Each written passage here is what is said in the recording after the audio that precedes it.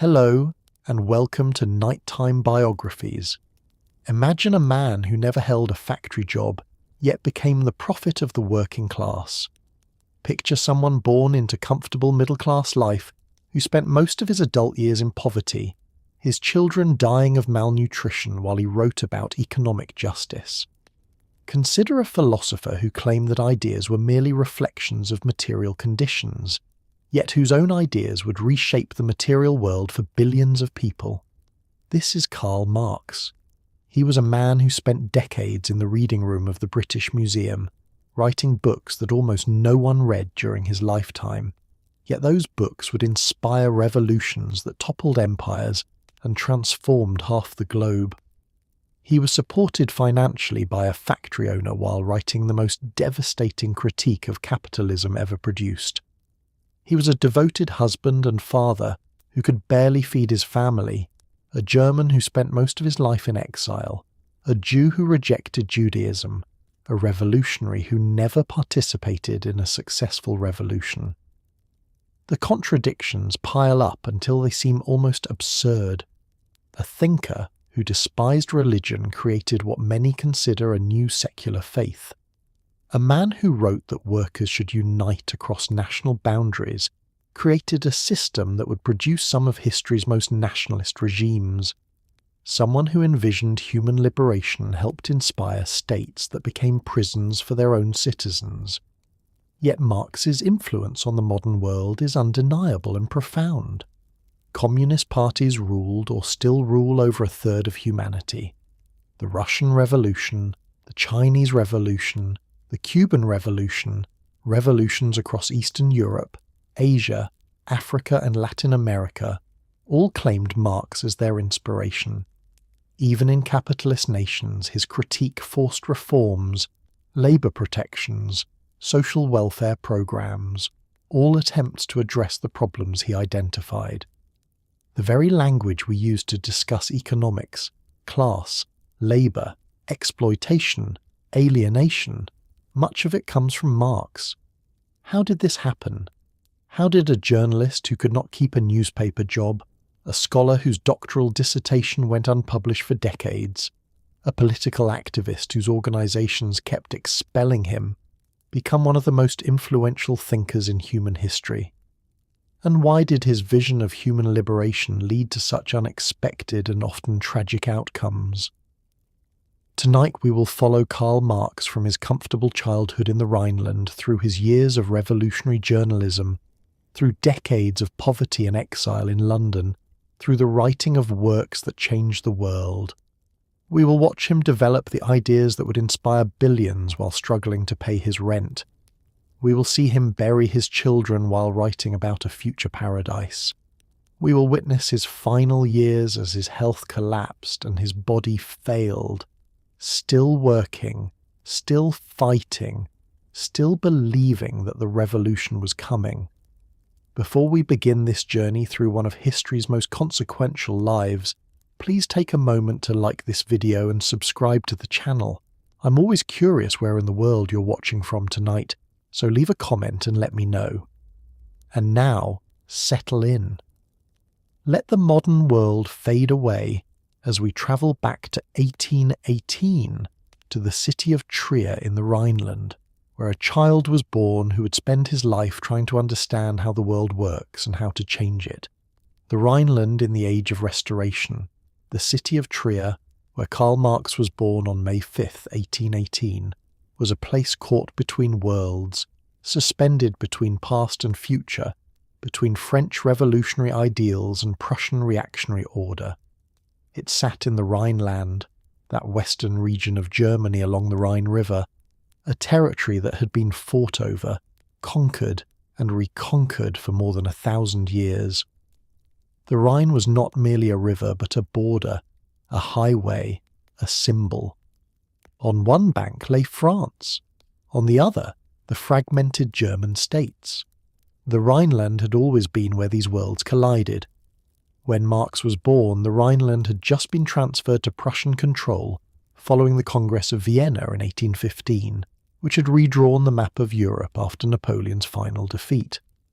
The people of the Rhineland had lived under French rule for 2 full decades, from 1794 to 1814, experiencing direct French administration, the Napoleonic Code, the abolition of feudal privileges, and the penetration of revolutionary ideas about liberty, equality, and fraternity. They had been citizens of the French Republic and later the French Empire. They had seen the old principalities and ecclesiastical territories swept away. They had watched monks expelled from monasteries and church lands confiscated. They had witnessed the legal emancipation of Jews and the introduction of civil marriage. The entire old order had been dismantled.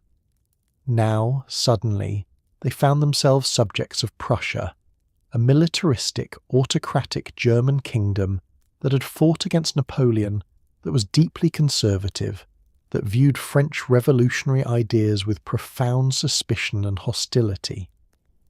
The Prussian state was constructed on principles of military discipline, monarchical authority, and Protestant religious establishment. Its bureaucracy was efficient but rigid. Its censors were vigilant against any hint of subversion.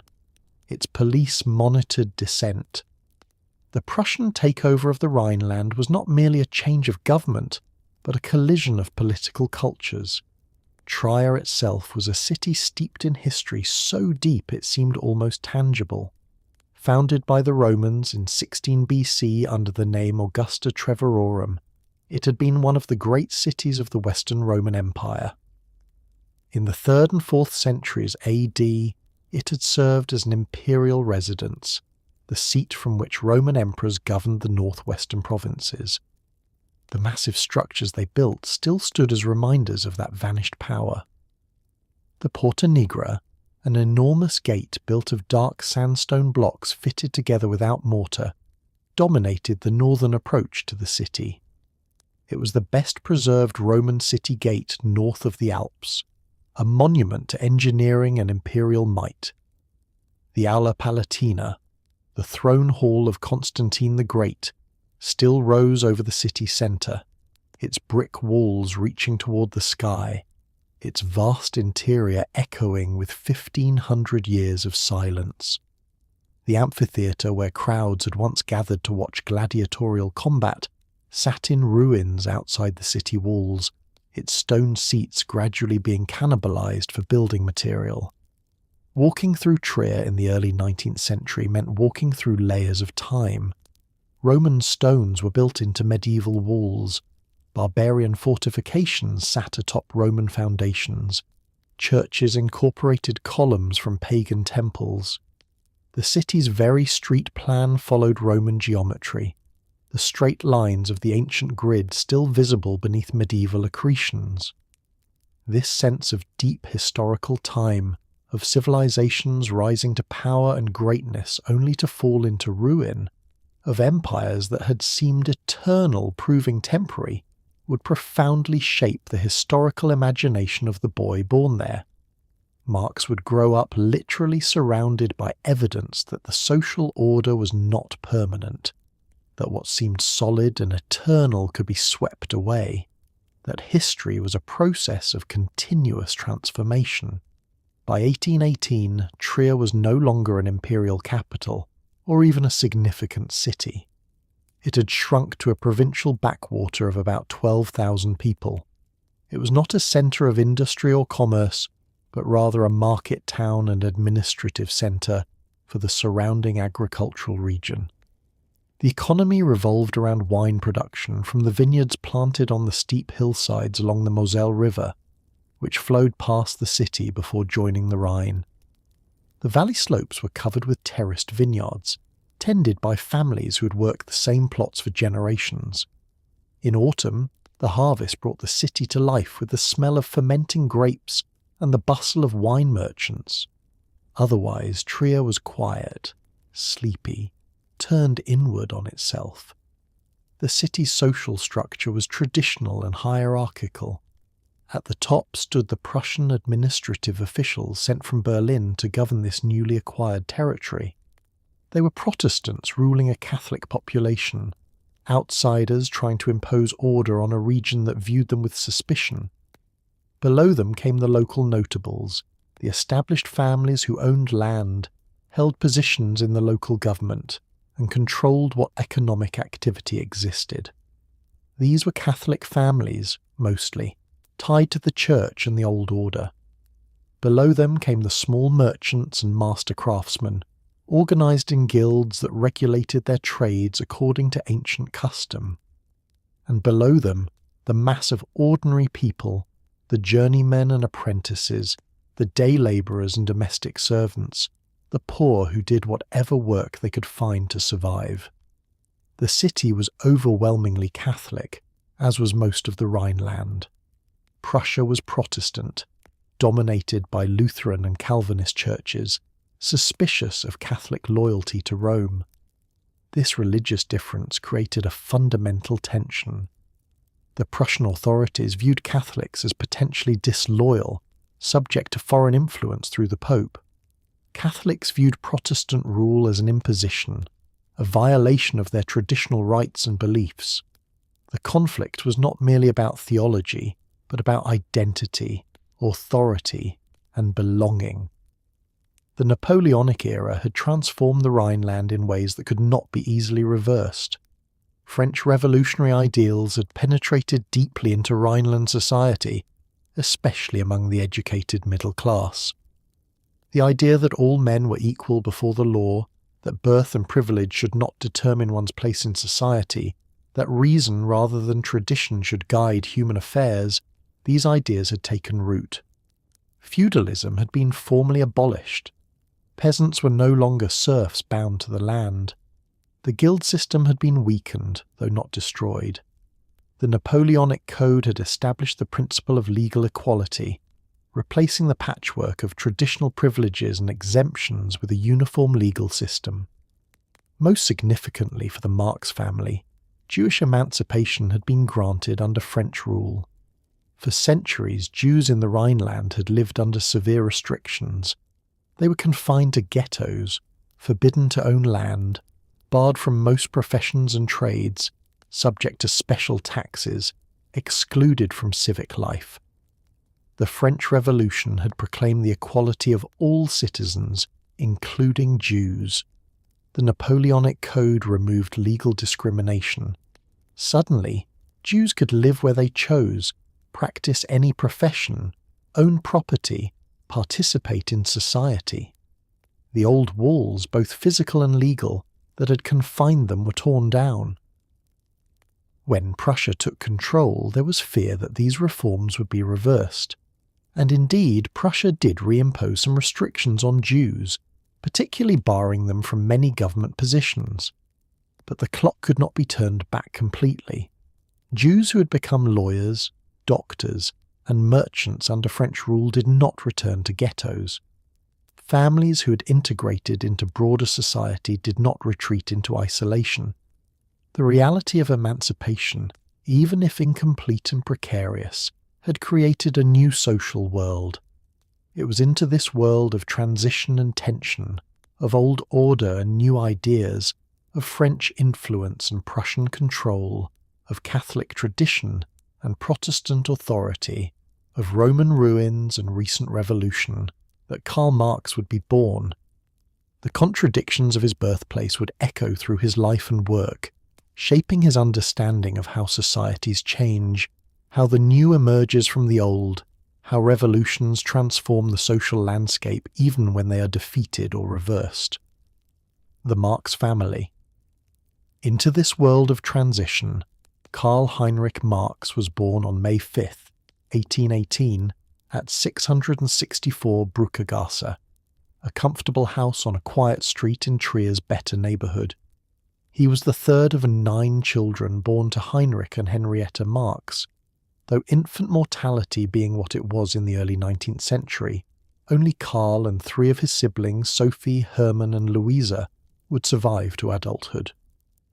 Child death was so common that families expected to bury several children, a reality that haunted every household and cast a shadow over every birth.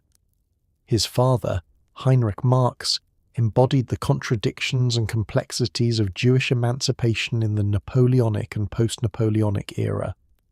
He had been born Herschel Levi Marx in 1777 into a distinguished rabbinical family.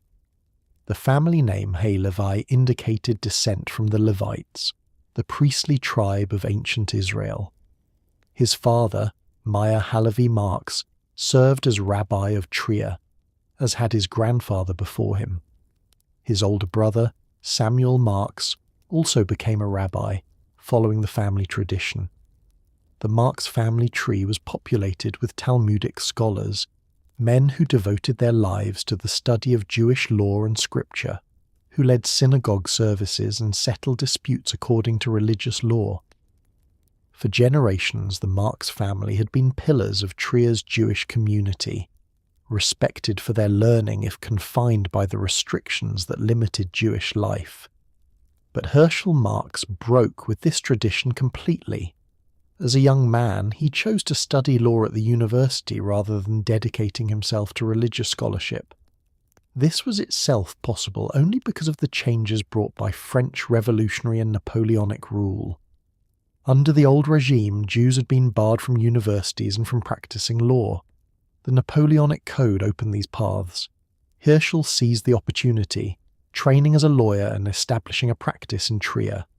He was good at his work, earning a comfortable income, building a reputation among both Jewish and Christian clients.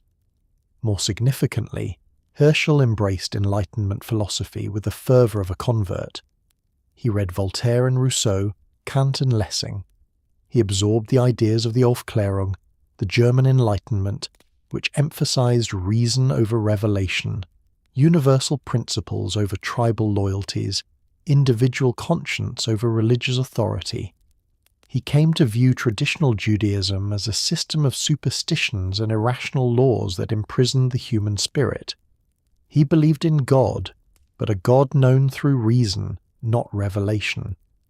A God who had created the universe and established moral law, but who did not intervene in human affairs through miracles or care about dietary restrictions and ritual observances.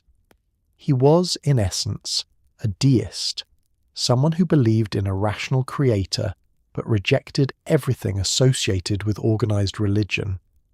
This put Herschel in an impossible position when Prussia took control of the Rhineland. The new Prussian government, while maintaining some of the Napoleonic legal reforms, reimposed certain restrictions on Jews. A decree issued in 1815 barred Jews from holding positions in the civil service and practicing certain professions, including law, unless they converted to Christianity. Herschel faced a stark choice: abandon his profession and source of income, or convert to Christianity. It was not a religious choice, but a pragmatic and ideological one. Herschel did not believe in Christianity any more than he believed in traditional Judaism. He viewed both as equally mythological. But Christianity was the religion of the state and the vast majority of the population. Conversion to Christianity meant access to professional life, social acceptance, and the possibility of advancement for his children. Remaining Jewish meant restriction, exclusion, and limitation, not because of any religious conviction, but because of external social categorization. Sometime around 1816 or 1817, Herschel converted to Lutheran Protestantism. He changed his name from the Hebrew Herschel to the German Heinrich. He had himself baptized in a Protestant church. His conversion was entirely formal. He did not attend church regularly. He did not observe Christian practices. He remained essentially a secular rationalist who happened to have Christian baptism on official records. But that official status mattered enormously in determining what he was legally permitted to do. Heinrich Marx was a man of liberal political convictions, though he was careful about how openly he expressed them. He admired the French Revolution's ideals while deploring its excesses. He believed in constitutional government, in legal equality before the law, in civil liberties like freedom of speech and press, in education and progress. He read forbidden books and discussed dangerous ideas with trusted friends.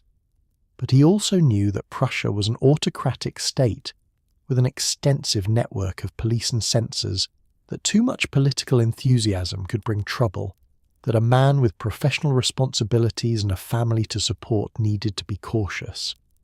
He walked a careful line, liberal in private, respectable in public, trying to create space for his ideas without inviting suppression. He was a member of the Trier Literary Society, a club where educated men gathered to discuss books, politics, and philosophy.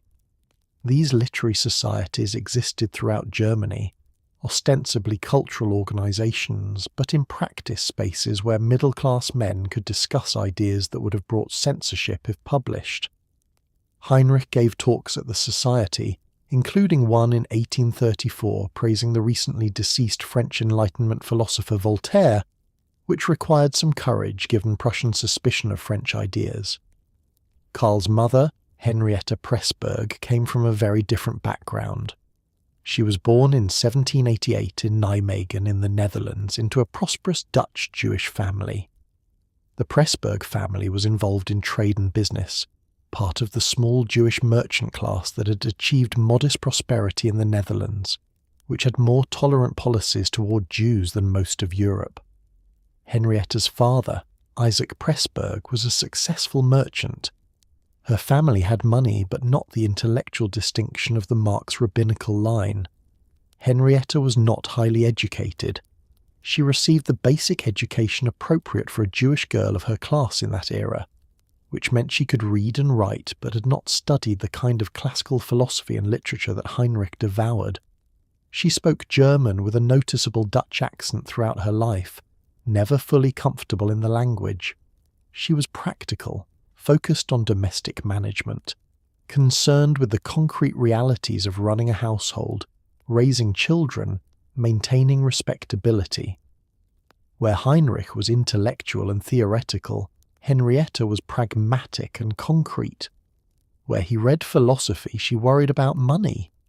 The marriage between Heinrich and Henrietta appears to have been dutiful rather than passionate, though that was common enough in their era when marriage was an economic and social arrangement as much as a romantic union. They seem to have had little intellectual connection. Heinrich's letters show him seeking intellectual companionship elsewhere, discussing ideas with male friends rather than with his wife. Henrietta's concerns were the traditional concerns of women in her time and place, the health of her children, the management of the household staff, the family's finances and social standing. Henrietta converted to Christianity along with the children in 1825, some years after Heinrich. Why she waited is unclear. Perhaps she was more attached to Jewish identity than Heinrich was. Perhaps she hoped the political situation would change and conversion would not be necessary. Or perhaps she simply dragged her feet about a change that must have felt like a betrayal of her family and community, even if she no longer believed in the religious content. Eventually, though, she followed Heinrich into the Protestant Church, completing the family's formal transition into Christian society. The Marx family lived comfortably in a nice house in Trier. They employed servants to cook, clean, and help with the children. They could afford good food, decent clothes, fuel for heating. They were not wealthy by any means, but they were securely middle class, part of the educated Bürgertum, that layer of society consisting of professionals, officials, teachers, and prosperous merchants who stood between the aristocracy and landed gentry above them and the mass of craftsmen, labourers, and peasants below. The Bürgertum was defined not just by income but by education, cultivation, manners, a certain style of life. The Marx household aspired to Bildung, the German ideal of cultural and intellectual cultivation, of being gebildet, educated and refined. But the family was also marked by a fundamental insecurity that would shape Karl's consciousness. They were Jewish converts in a Christian society, never quite fully accepted. Heinrich's conversion was recent and known to everyone.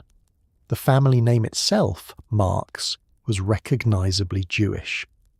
They could not escape the fact that they were outsiders trying to become insiders, people who had changed their official identity but could not change how others perceived them. They existed in a space of social ambiguity, trying to assimilate into Christian German society, while aware that they would always be viewed with some suspicion, always slightly tainted by their origins. This background profoundly shaped Karl Marx's later thinking in ways both obvious and subtle. The experience of being between categories, neither fully Jewish nor fully Christian, neither French nor fully German in cultural orientation, gave him an outsider's perspective on the social order. He learned early that identity categories like religion and nationality were not eternal essences but social constructions that could be changed through conversion or legal decree. Yet prejudice persisted regardless of such formal changes. He saw how legal equality could be granted on paper, while practical discrimination continued. He witnessed how his father had to bow before social forces he could not control, how even an educated, accomplished man was subject to external categorization and restriction. The family's recent social ascent also mattered. The Marx family had risen from the ghetto to the respectable middle class in a single generation. They had escaped the restrictions that had confined their ancestors. But that rise was precarious, dependent on political changes that could be reversed, on maintaining their new Christian identity, on avoiding anything that might threaten their hard-won respectability. This consciousness of recent elevation combined with ongoing insecurity would feed into Marx's later analysis of how classes form, how people rise and fall in the social hierarchy, how economic transformations create new social positions and destroy old ones, how nothing is stable or permanent in the modern world. Childhood and early education. Young Karl grew up in a household that was unusual for its time and place, a home where ideas were discussed openly, where books lined the walls, where intellectual conversation was valued above all else. Heinrich Marx filled their house on Brückegasse with volumes of philosophy, literature and political theory. Voltaire's satirical novels sat beside Rousseau's political treatises.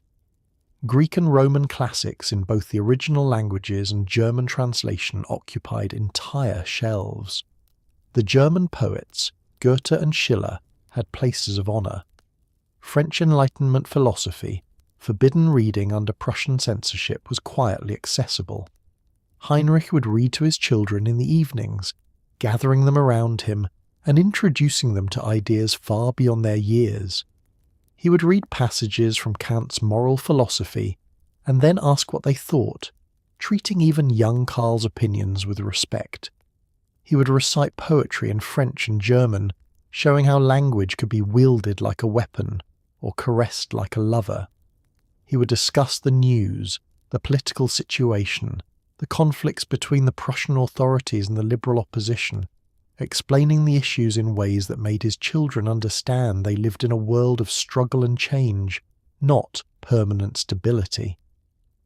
Karl absorbed this intellectual atmosphere like water. He was the eldest son after the death of an older brother in infancy, the child on whom Heinrich's hopes and expectations naturally settled. From an early age, Karl showed the quick mind and love of argument that would mark his entire life.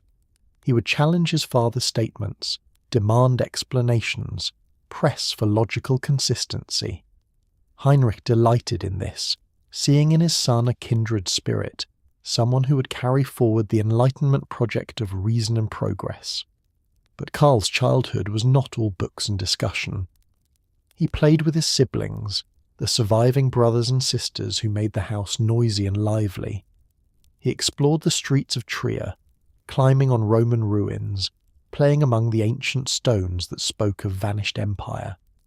He walked with his father through the vineyards outside the city walls, where the autumn harvest brought the whole countryside alive with activity.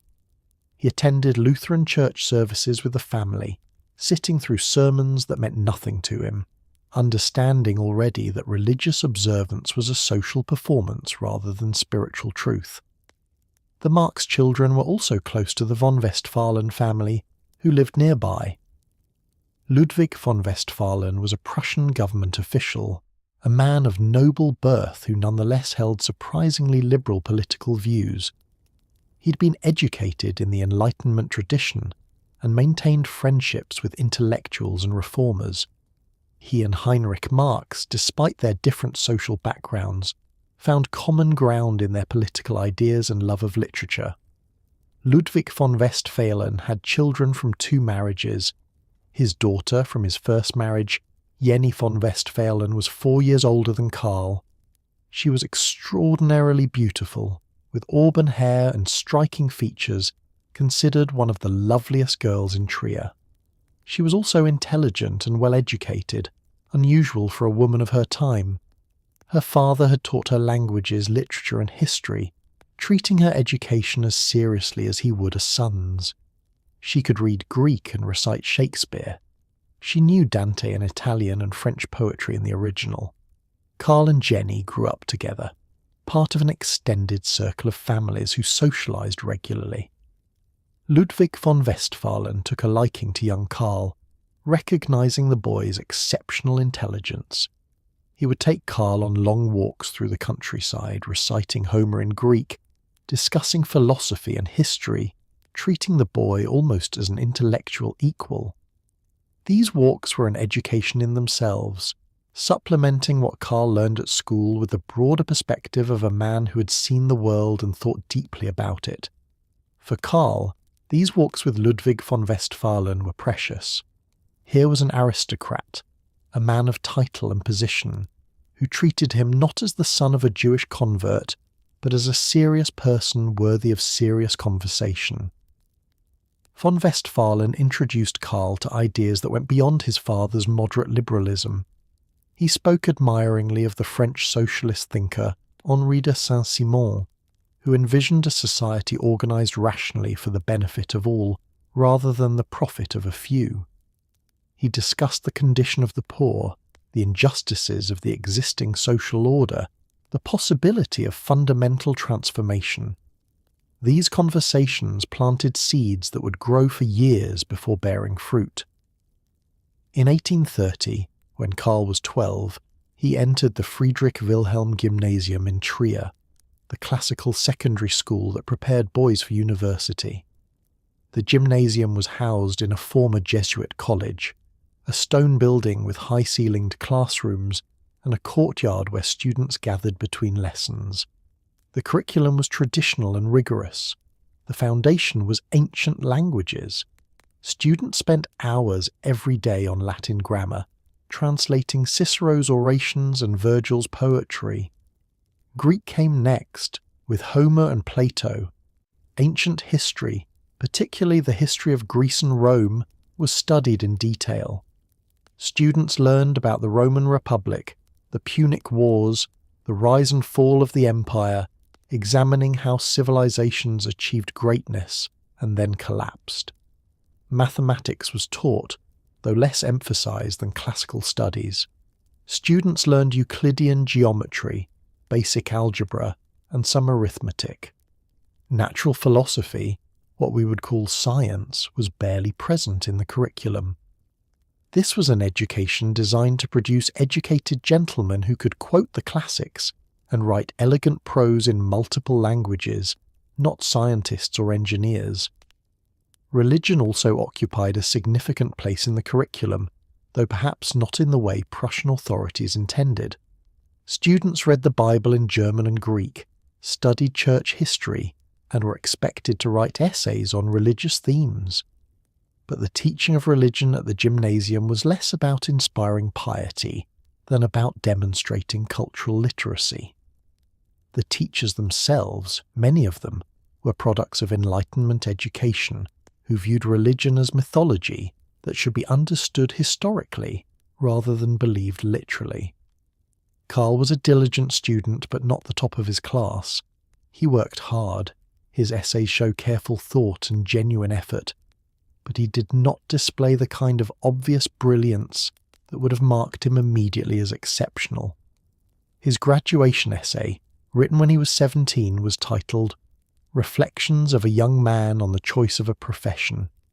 It is earnest and idealistic, arguing that one should choose a career that benefits humanity rather than merely pursuing wealth or status. The essay shows moral seriousness, but no hint of revolutionary thinking. It could have been written by any earnest young man of liberal tendencies preparing for a respectable career.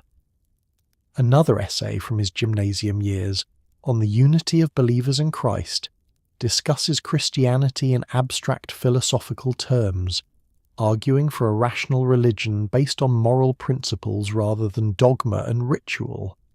It shows Karl already thinking about religion critically, but still within the bounds of acceptable discourse. He had not yet become the fierce atheist who would call religion the opium of the people. During these years, Karl was also developing personally and emotionally. He was intense, driven, prone to working obsessively on whatever captured his attention. He would stay up late reading, pushing himself until exhaustion. He had a fierce temper that could flare suddenly. He formed strong opinions and defended them vigorously.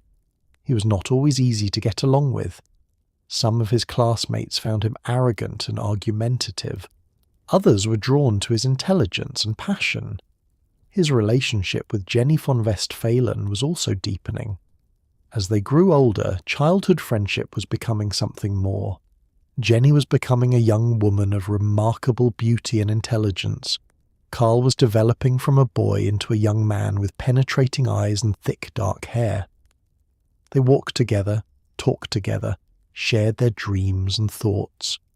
For Karl, Jenny represented everything he wanted. She was beautiful, cultured, from a respected family. She saw something in him, believed in his potential, treated him as worthy despite his family's ambiguous social position. The Rhineland in the 1830s was experiencing political tension that even reached into school life. The July Revolution of 1830 in France, which overthrew the reactionary Bourbon monarchy and established a more liberal constitutional monarchy, sent shockwaves through Europe. Liberals everywhere were encouraged. Reactionary governments everywhere were frightened. In the German state, student organizations were forming, singing songs of German unity and political freedom, discussing forbidden ideas, imagining a future where Germany would be united and governed by constitutional principles rather than autocratic monarchs. The Prussian authorities responded with increased censorship and police surveillance. The Carlsbad decrees of 1819 were still in force, banning student political organizations, imposing strict censorship on publications, giving the state extensive powers to suppress dissent. University professors suspected of liberal sympathies were fired. Newspapers were shut down. Political activists were arrested. The atmosphere was one of repression combined with simmering resistance. Even the Trier Gymnasium felt these tensions. The headmaster had to walk a careful line, providing a classical education that included studying ancient republics and democratic Athens, while avoiding anything that might seem to encourage similar ideas in the present. Teachers who expressed liberal sympathies too openly could be dismissed. Students who formed political clubs could be expelled. Yet ideas could not be completely suppressed.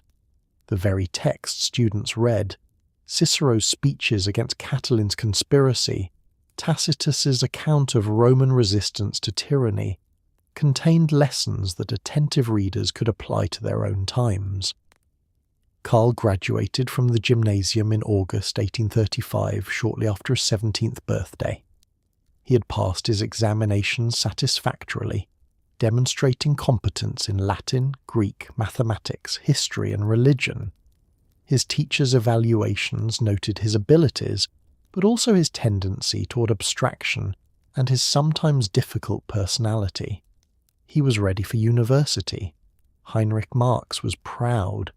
His son would go to university, would study law, would join the ranks of the professional class. Karl would have opportunities that Jews of the previous generation could only dream of. He would rise in society, achieve success and respect, vindicate Heinrich's decision to convert and assimilate. Also Heinrich hoped. He could not yet see that he was sending his son into an intellectual environment that would radicalize him, that would turn him from an aspiring lawyer into a revolutionary who would spend his life trying to overthrow the entire social order that Heinrich had worked so hard to join. The Bonn year.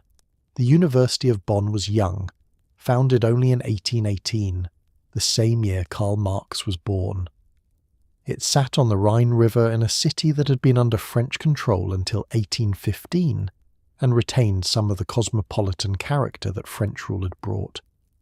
The university had been established by Prussia partly to win the loyalty of the Rhineland's educated class, to show that Prussian rule could bring cultural and intellectual benefits.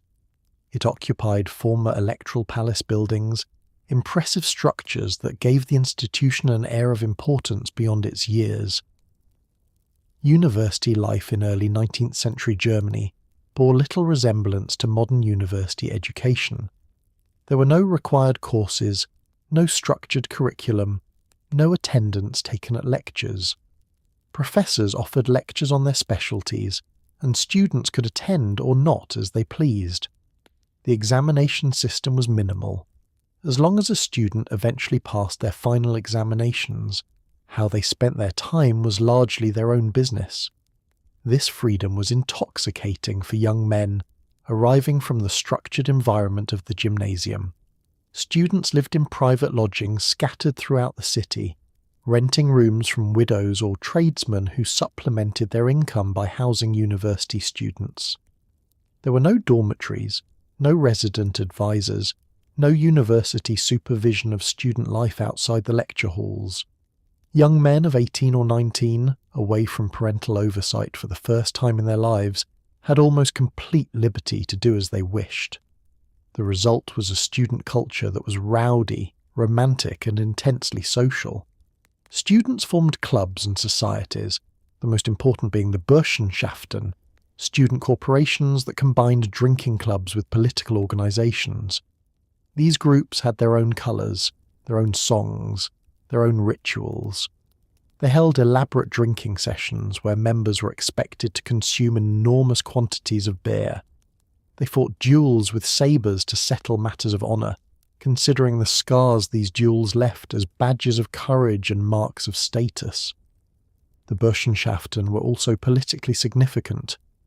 Many embraced nationalist ideas calling for the unification of Germany's many separate states into a single nation. They sang songs about German freedom and unity. They discussed liberal and democratic ideas. The Prussian authorities viewed them with deep suspicion, seeing them as breeding grounds for sedition. The Karlsbad decrees had banned student political organizations, but the Burschenschaften continued to exist, sometimes openly, sometimes secretly, depending on how vigorously the local authorities enforced the restrictions. Karl Marx arrived in Bonn in October 1835, 17 years old, full of energy and enthusiasm, ready to embrace this new freedom. He enrolled as a law student, supposedly following his father's path toward a legal career. But law lectures held little interest for him. Instead, he threw himself into student culture with an intensity that worried his father back in Trier. He joined a poetry club, the Trier Tavern Club, an association of students from the Trier region who met regularly to drink, sing, and read poetry. Marx wrote romantic poetry during this period, verse that was earnest and heartfelt but showed no particular poetic gift. He wrote love poems, clearly inspired by his feelings for Jenny von Westphalen. He wrote poems about longing and separation, about the pain of being away from one's beloved. The poems were derivative, influenced by the German romantic poets he'd read, full of conventional imagery about roses and nightingales and faithful hearts. They were the poems of a young man in love, trying to express feelings that overwhelmed his technical ability to capture them in verse. He drank heavily, as was expected in student culture. The beer halls of Bonn were central to student life, places where young men gathered to drink, argue and sing until late into the night. Marx participated enthusiastically, staying out until dawn, consuming quantities of beer that would have appalled his parents. He was learning to hold his liquor, to participate in the complex rituals of student drinking culture, to prove himself a true Bursch, a member of the Brotherhood. He also accumulated debts with alarming speed. Students were expected to live on an allowance from their parents, but the temptations were many. Tavern bills, books, contributions to club activities, clothes, all of it cost money. Marx spent freely, unconcerned with the practical matter of how bills would be paid. He borrowed from fellow students. He bought on credit from shopkeepers who were accustomed to extending credit to university students, knowing that eventually their respectable families would pay. Most dramatically, Marx fought at least one duel. Dueling was officially illegal but universally practiced among students. Disputes over honour, real or imagined, were settled with sabres. The duelists and their seconds would meet early in the morning in some secluded spot, usually outside the city to avoid police interference. The combatants would face each other with sharp sabres, fighting until first blood was drawn, or until the presiding judges decided honour was satisfied. Serious injuries were not uncommon. Deaths were rare but not unknown. Marx received a wound over his left eye, a scar he would carry for the rest of his life. What the dispute was about is not recorded. Student duels were often over trivial matters, perceived insults, arguments over politics or women or nothing at all. What mattered was that one had fought, had demonstrated courage, had upheld one's honour according to the student code. The scar was proof of participation in this culture, a visible mark of belonging. He was also briefly arrested for being drunk and disorderly, spending a night in the university jail, a humiliating experience that was nonetheless fairly common among students. The university maintained its own jail for minor offences committed by students, who were subject to university jurisdiction rather than city police for most matters. A night in the cell, a fine, perhaps a formal reprimand from the rector, and the matter was forgotten. All of this was making Heinrich Marx increasingly worried. Letters arrived from Bonn reporting Karl's activities and expenses. Heinrich sent money and anxious letters urging his son to be more serious, to focus on his studies, to remember his responsibilities and his family's sacrifices. Karl replied with promises to do better, but the promises were not kept. The year at Bonn was a time of exploration and excess, of testing limits and discovering freedom. But Karl was also falling more deeply in love with Jenny von Westphalen. During a visit home in the summer of 1836, before returning to Bonn for what would have been his second year, Karl and Jenny came to an understanding. They became secretly engaged. It had to be secret because the social obstacles were substantial. Jenny was 4 years older than Karl, unusual enough in itself when women were expected to marry men older than themselves. She came from an aristocratic family, while Karl was the son of a lawyer from a family of recent Jewish converts. Her half-brother was already embarking on a career in the Prussian civil service that would eventually make him a government minister and staunch reactionary. For Jenny to marry Karl Marx was to marry beneath her social station, to tie herself to a young man with uncertain prospects and questionable reliability. But Jenny loved him. She saw beyond his youth and his current dissipation to the brilliant mind and passionate nature beneath. She believed in his potential, believed he would achieve great things, and Karl worshipped her. She was everything he wanted. Beautiful, intelligent, cultured, from the respectable society he yearned to join.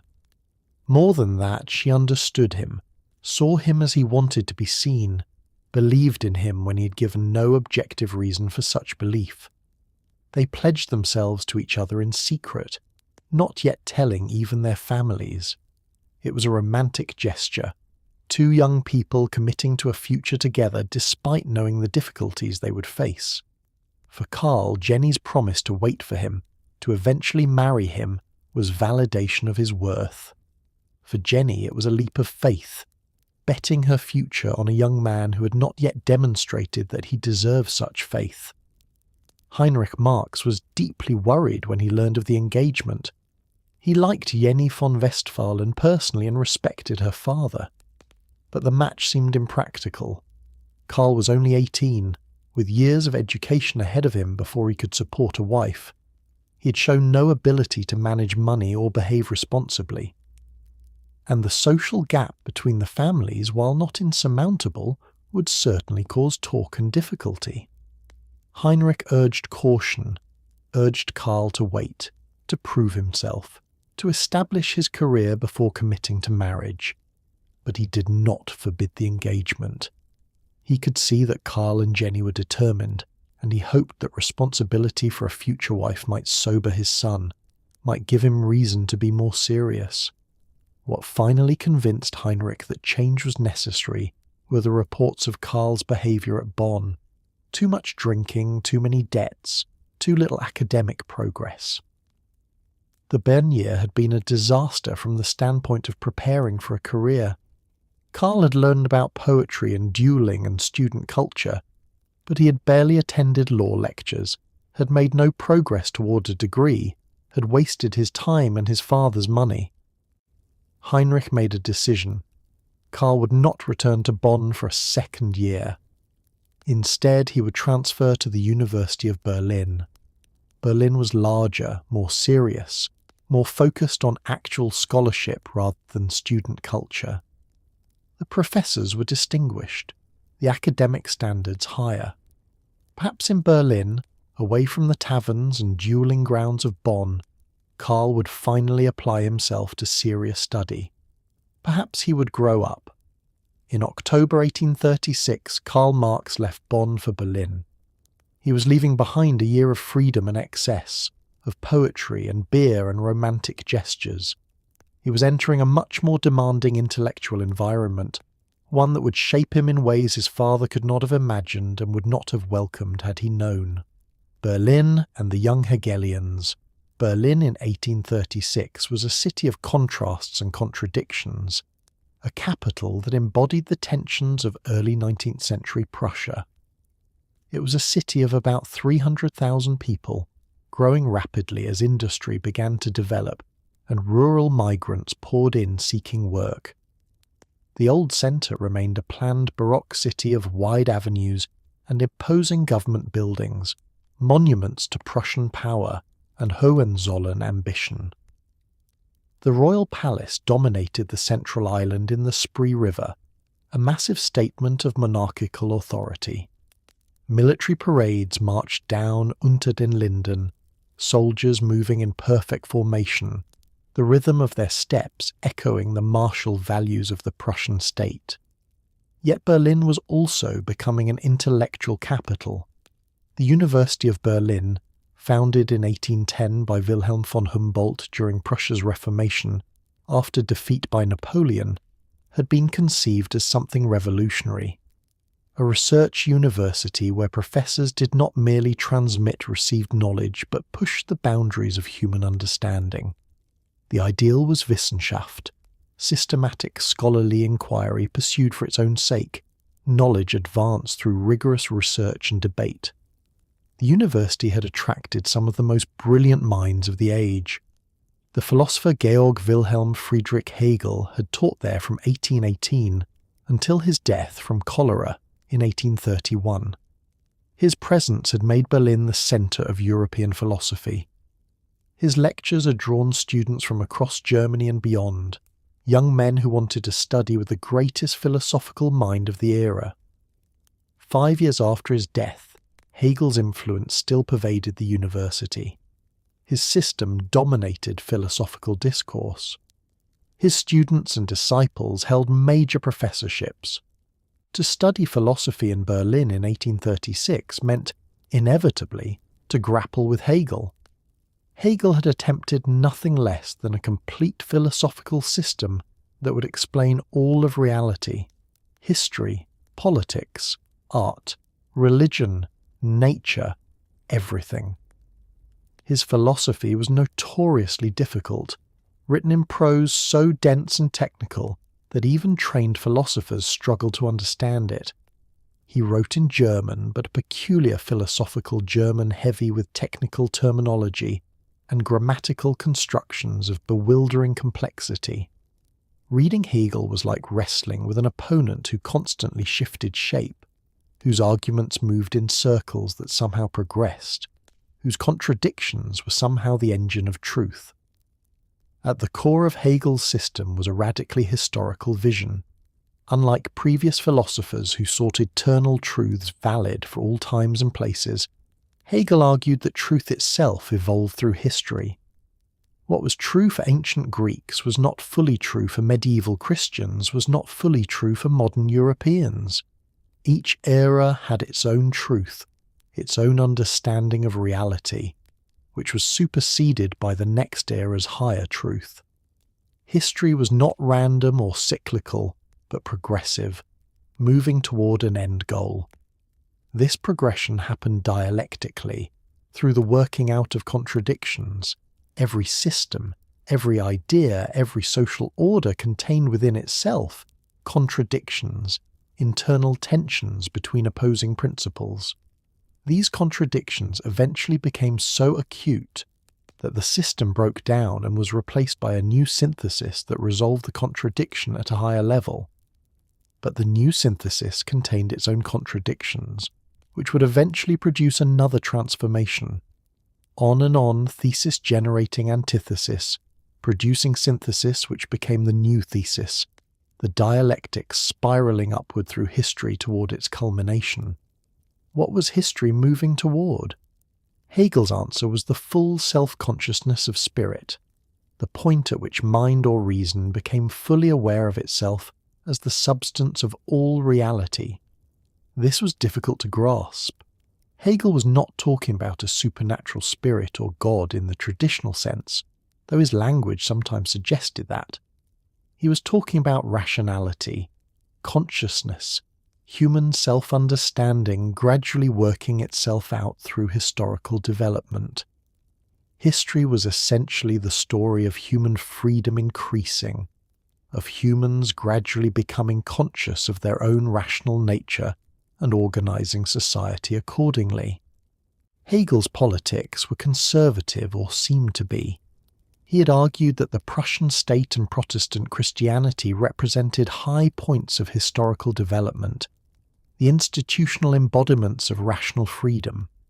The Prussian bureaucratic state, with its rule of law and rational administration, was for Hegel the concrete realization of freedom in the modern world.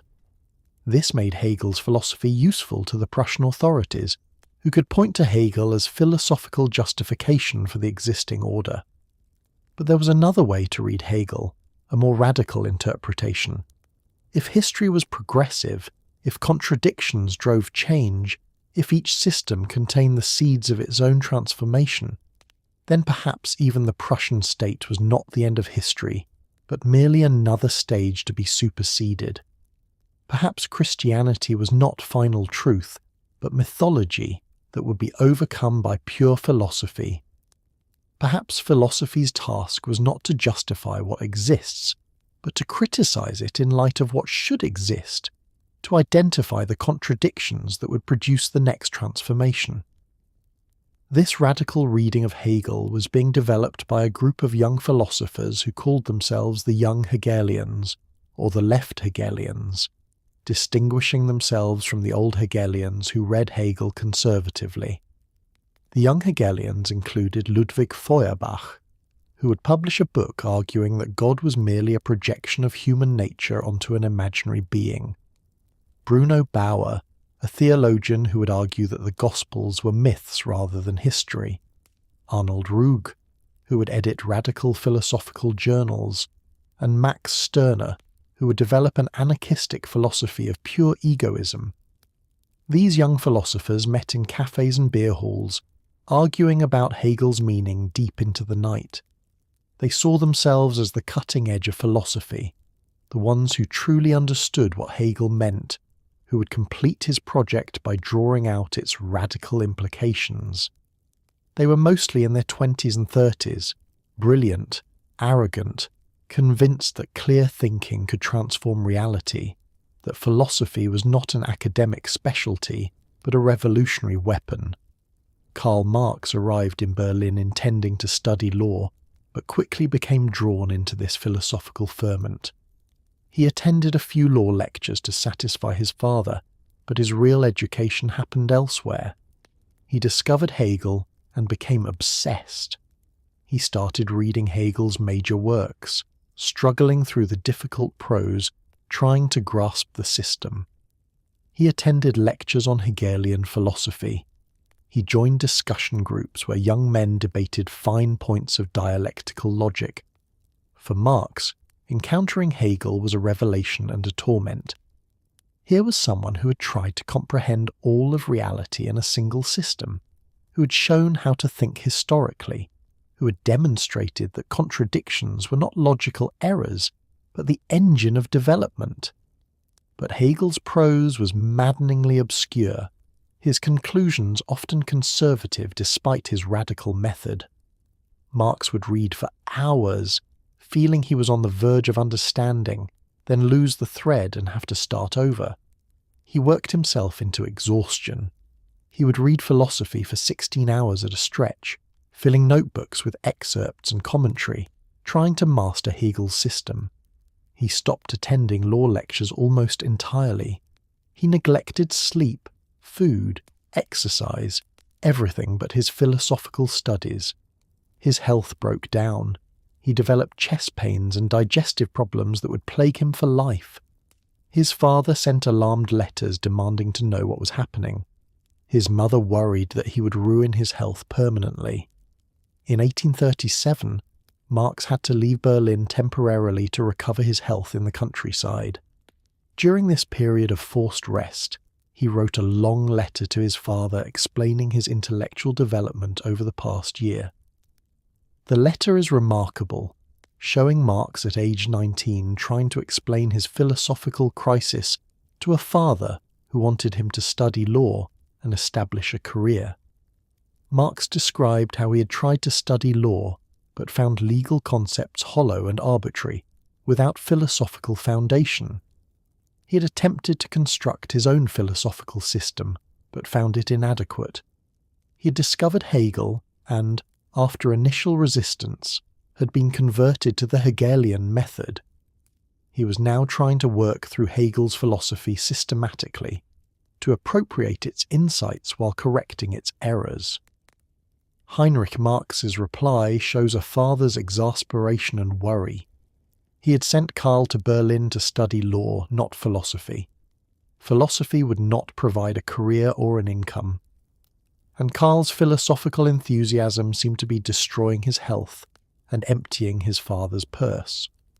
Heinrich urged Karl to be more practical, to think about his future, to remember his obligations to his family and to Jenny, who was waiting for him to establish himself before they could marry. But Karl could not stop. Philosophy had gripped him with a force that practical considerations could not overcome. He was not interested in being a lawyer. He wanted to understand reality, to grasp the fundamental principles of history and society, to think clearly about the most important questions. He had found in Hegel's philosophy the tools for this understanding, or at least the starting point. In 1838, Marx joined the Doctor Club, a society of young Hegelians centered around Bruno Bauer. Bauer was a lecturer in theology at the university, a brilliant and radical thinker who was systematically demolishing the historical credibility of the Gospels. Bauer argued that Christianity was mythology, that the Gospels were literary creations rather than eyewitness accounts, that the figure of Jesus was largely or entirely fictional. This was explosive stuff. directly challenging the foundations of Christian belief and the religious legitimacy of the Prussian state. The Doctor Club met in cafes and beer gardens, arguing about religion, philosophy and politics. The members saw themselves as an intellectual elite, the ones who had seen through the illusions that kept ordinary people docile. They were atheists in a deeply Christian society, radicals in a reactionary state, philosophers who believed ideas could change the world. They drank wine, smoked cigars, mocked religion and authority, and imagined themselves as the vanguard of human liberation. Marx was attracted to this atmosphere of intellectual radicalism. Here were people who took ideas seriously, who treated philosophy as urgent and important, who believed that thinking clearly about religion and society mattered. He participated in their discussions, developing his own critiques, sharpening his arguments against theirs. During this period, Marx was also becoming an atheist. His father had been a deist who believed in God but rejected organized religion. Karl went further, abandoning belief in God entirely. This was not merely an intellectual position, but an emotional and psychological liberation. Religion, Marx came to believe, was a form of false consciousness, a way that human beings projected their own powers onto an imaginary being and then worshipped that projection while remaining ignorant of their own capacities. This transformation to atheism was also a rejection of his father's moderate compromise with society. Heinrich had converted to Christianity to gain professional access while privately remaining a rationalist. He had tried to navigate between his own enlightened views and the demands of a Christian state. Karl was rejecting this compromise entirely. He would not pretend to Christian belief, not even formally. He would assert his atheism openly, accepting the social consequences. Heinrich Marx died in May 1838, when Karl was 20 years old. The relationship between father and son had been complicated in those final years. Heinrich had loved Karl, had seen in him great potential, had sacrificed to provide him with education. But he had also been disappointed, frustrated that Karl showed no interest in the legal career Heinrich had envisioned, worried about Karl's health and his radical philosophical enthusiasm, concerned about the debts and the lack of practical planning. Karl had loved his father but had also rebelled against him, rejecting Heinrich's advice to be moderate and practical, pursuing philosophy despite his father's objections, becoming more radical rather than more respectable. Heinrich died worried about what his brilliant but impractical son would become, whether Karl would be able to support himself and marry Jenny, whether his philosophical obsessions would lead anywhere productive or would merely ruin his health and consume his inheritance. With Heinrich's death, Karl lost an important anchor. His mother, Henrietta, was still alive, but had never understood her son's intellectual interests. The family property would eventually be divided among the surviving children, but that was years away. Karl was left with a modest allowance from his mother, enough to survive on but not comfortably. He needed to complete his education and find some way to support himself. He decided to pursue a doctorate in philosophy. If he could earn a PhD, he might obtain a university position, becoming a professor like the men he admired. It was not the legal career his father had wanted, but it was at least a respectable profession for someone with philosophical interests. His friend Bruno Bauer was supposed to help him obtain a position at Bonn, where Bauer expected to be promoted to a full professorship. Marx chose for his dissertation topic an obscure question in ancient Greek philosophy: the difference between the atomistic philosophies of Democritus and Epicurus. On the surface, this seems like a purely academic exercise, examining minor differences between two ancient thinkers who both believed reality consisted of atoms moving in void. But for Marx, the question was not really about ancient Greece. It was about freedom and determinism, about whether human beings had agency or were merely determined by material forces, about the relationship between philosophy and the world. Democritus had argued that everything, including human thought and action, was determined by the mechanical movement of atoms. There was no freedom, no choice, just atoms colliding according to physical necessity. Epicurus had introduced the concept of the swerve, a spontaneous deviation of atoms from their determined paths, precisely to create space for human freedom. Marx sided with Epicurus, arguing that philosophy must assert human freedom against mechanical determinism, that consciousness was not simply passive reflection of matter, but active and creative. The dissertation, completed in 1841, was abstract and difficult, full of classical quotations and Hegelian terminology. But beneath the academic surface was a young man thinking about what it meant to be human, about whether people were trapped by circumstances or could shape their own destiny, about whether philosophy was merely contemplative or could be a force for changing the world. Marx submitted his dissertation to the University of Jena, which granted doctoral degrees more readily than Berlin, and received his doctorate in April 1841. He was now Dr. Karl Marx, 23 years old, with a doctorate in philosophy and no clear career path. The academic position at Bonn that Bruno Bauer was supposed to arrange never materialized. Bauer himself was fired from his university post in 1842 for his radical religious views. The Prussian government was cracking down on young Hegelians, viewing them as dangerous atheists and potential revolutionaries. Any hope Marx had for a university career evaporated. This was a crucial turning point. Marx had expected to become a professor, to spend his life in philosophical contemplation and teaching. Now that path was closed. The Prussian state would not employ someone with his views, his associates, his refusal to compromise. He needed to find another way to make a living and to express his ideas. He turned to journalism, a decision that would transform him from an abstract philosopher into a political activist and social critic, that would take him out of university libraries and into the conflicts of the real world. The doctoral dissertation. After his father's death, Marx remained in Berlin, continuing his studies and his involvement with the young Hegelians. He decided to pursue a doctorate in philosophy. His dissertation topic was highly abstract. The difference between the Democritean and Epicurean philosophy of nature. It examined the philosophical differences between two ancient Greek atomists. On the surface, this seems like an obscure academic exercise, far removed from politics or social criticism. But Marx was not simply writing about ancient philosophy for its own sake. He was using the Greeks to think about freedom, about whether human beings had agency or were merely determined by material forces, about the relationship between philosophy and the world.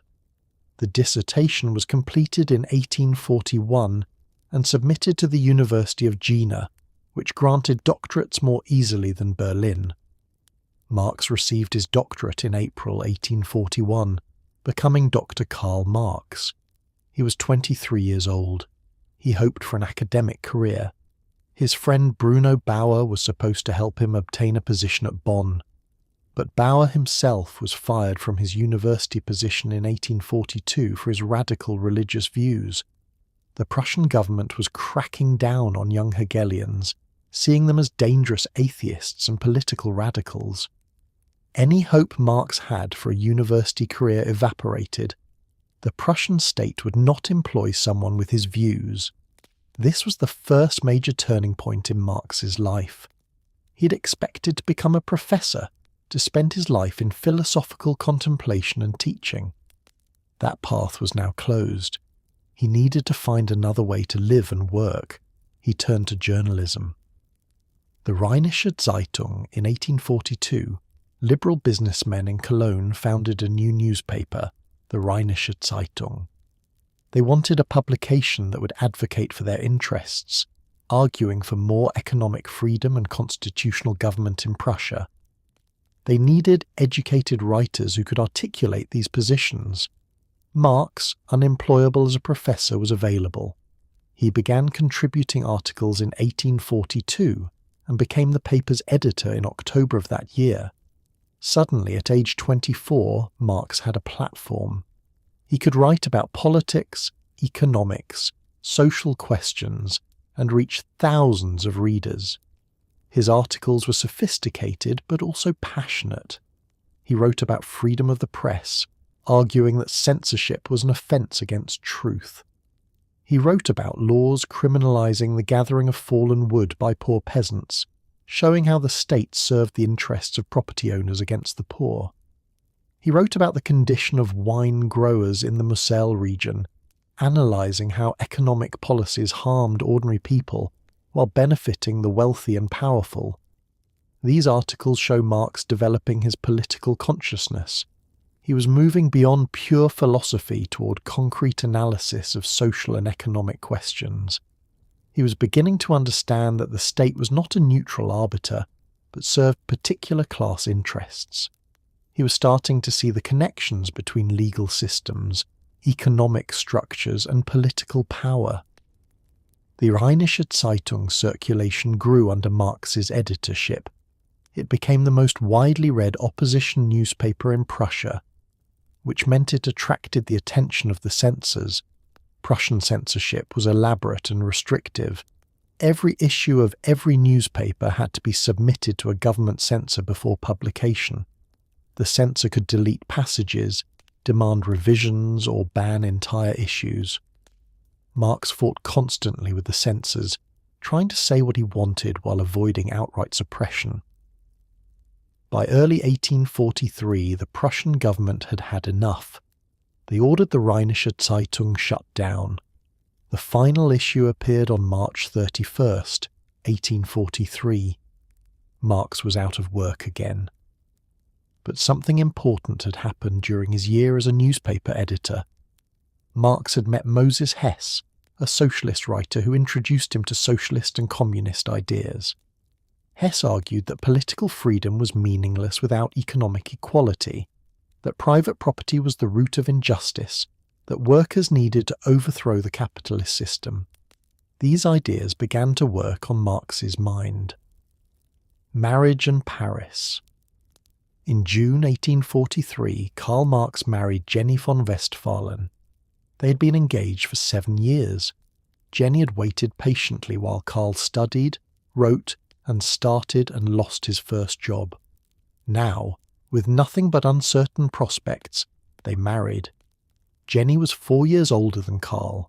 She was marrying a man with no stable income, no profession, radical political views, and a reputation as a troublemaker. Her family was aristocratic and respectable. Her half-brother would later become a Prussian Minister of the Interior, a reactionary politician. For Jenny to marry Karl Marx was to choose love over social position, to accept a life of uncertainty and likely hardship. But she loved him, and she believed in him.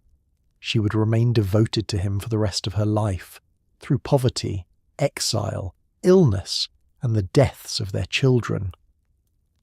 Without Jenny's support, Karl Marx would not have been able to do the work he did. Shortly after the wedding, Marx and Jenny left Germany for Paris. Marx had been invited to co-edit a new publication, the Deutsch-Französische Jahrbücher, German-French Annals, which would be published in Paris to avoid Prussian censorship. Paris in 1843 was the centre of European radicalism, home to socialist thinkers, revolutionary refugees, and political exiles from across Europe. The Marxes settled into Parisian life. Their first child, Jenny, called Jenchen, was born in May 1844. Marx threw himself into his work.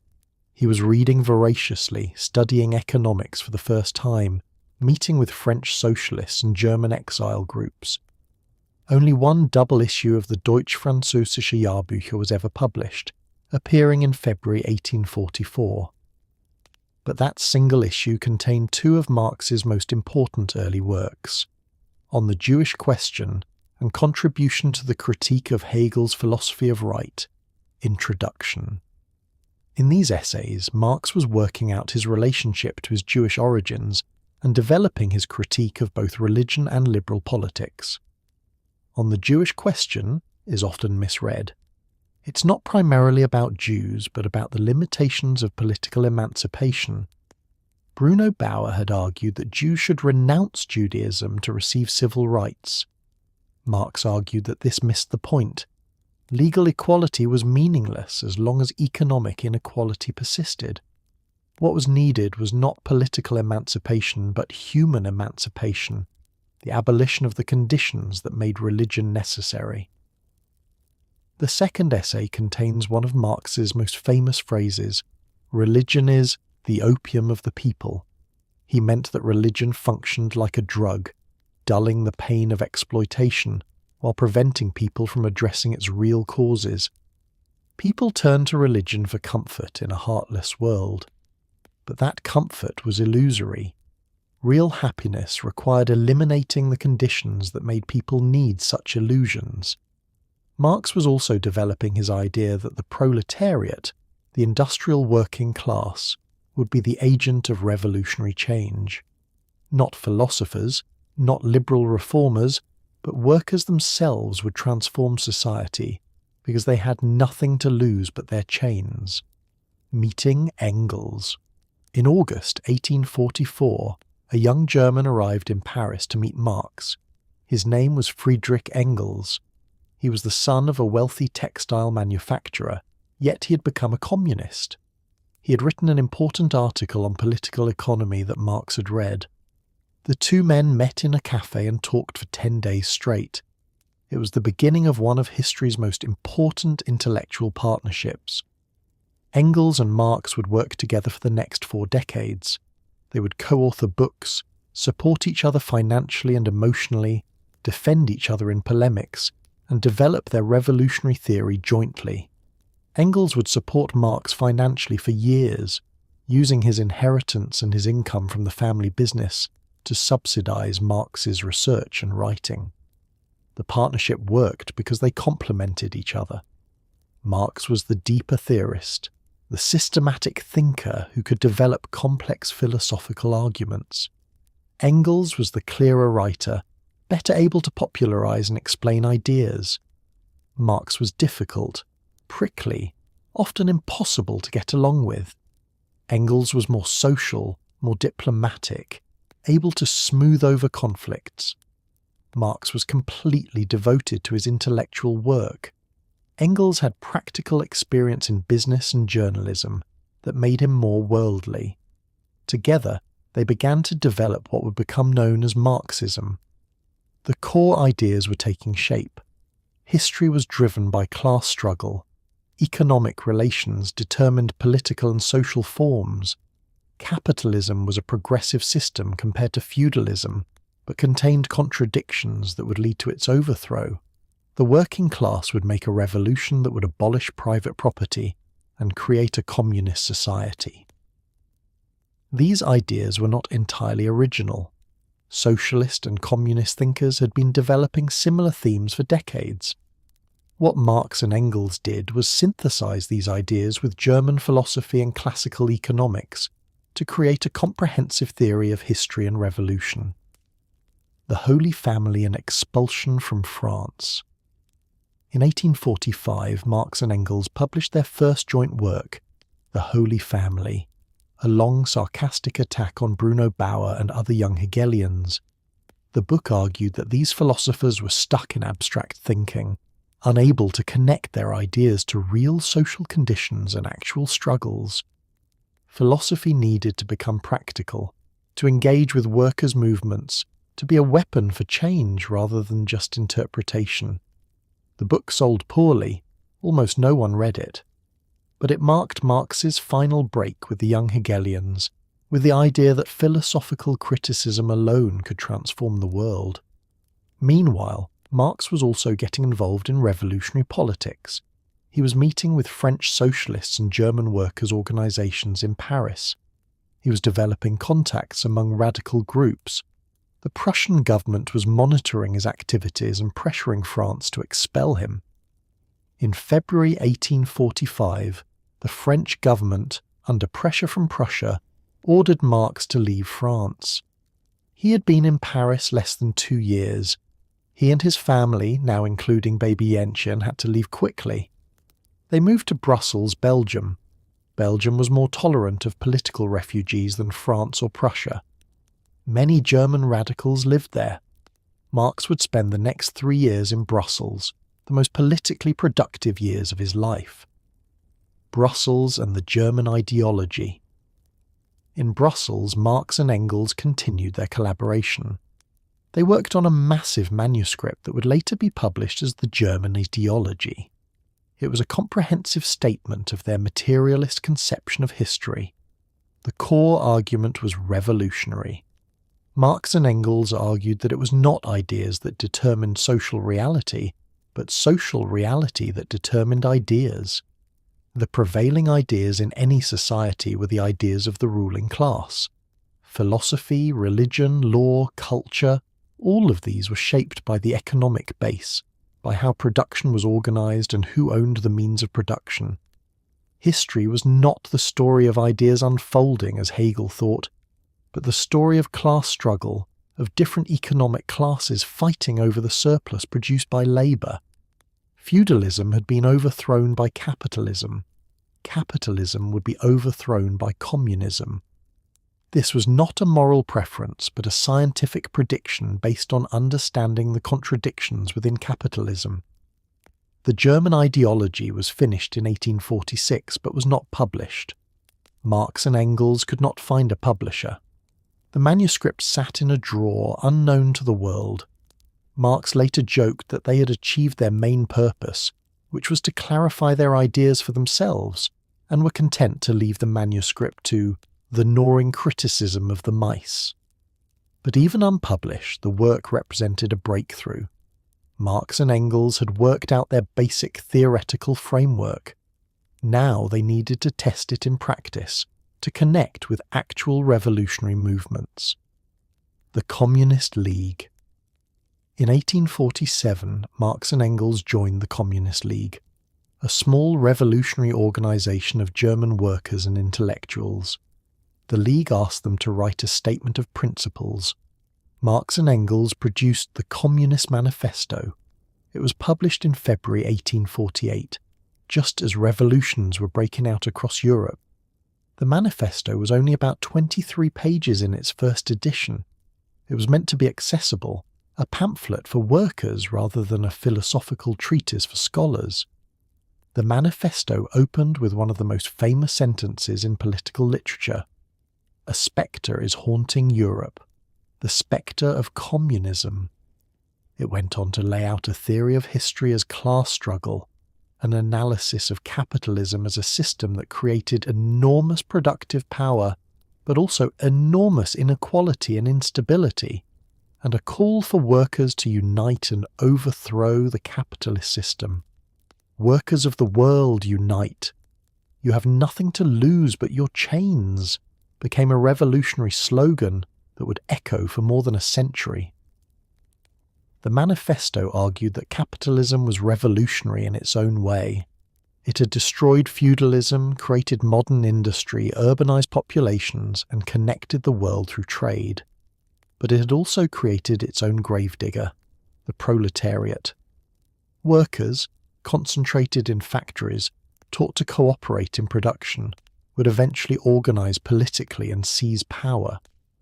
The communist revolution would abolish private property in the means of production, ending class divisions and creating a society where the free development of each was the condition for the free development of all. When the manifesto was published, almost no one noticed. It was one revolutionary pamphlet among hundreds being printed as Europe exploded into revolution in 1848. The revolutions of 1848.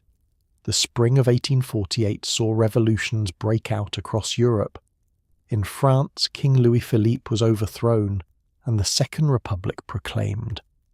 In the German states, popular uprisings demanded constitutions, civil liberties, and national unification. In Italy, revolts challenged Austrian rule. In the Austrian Empire, revolutions in Vienna, Budapest and Prague shook Habsburg power. It seemed like the old order was collapsing.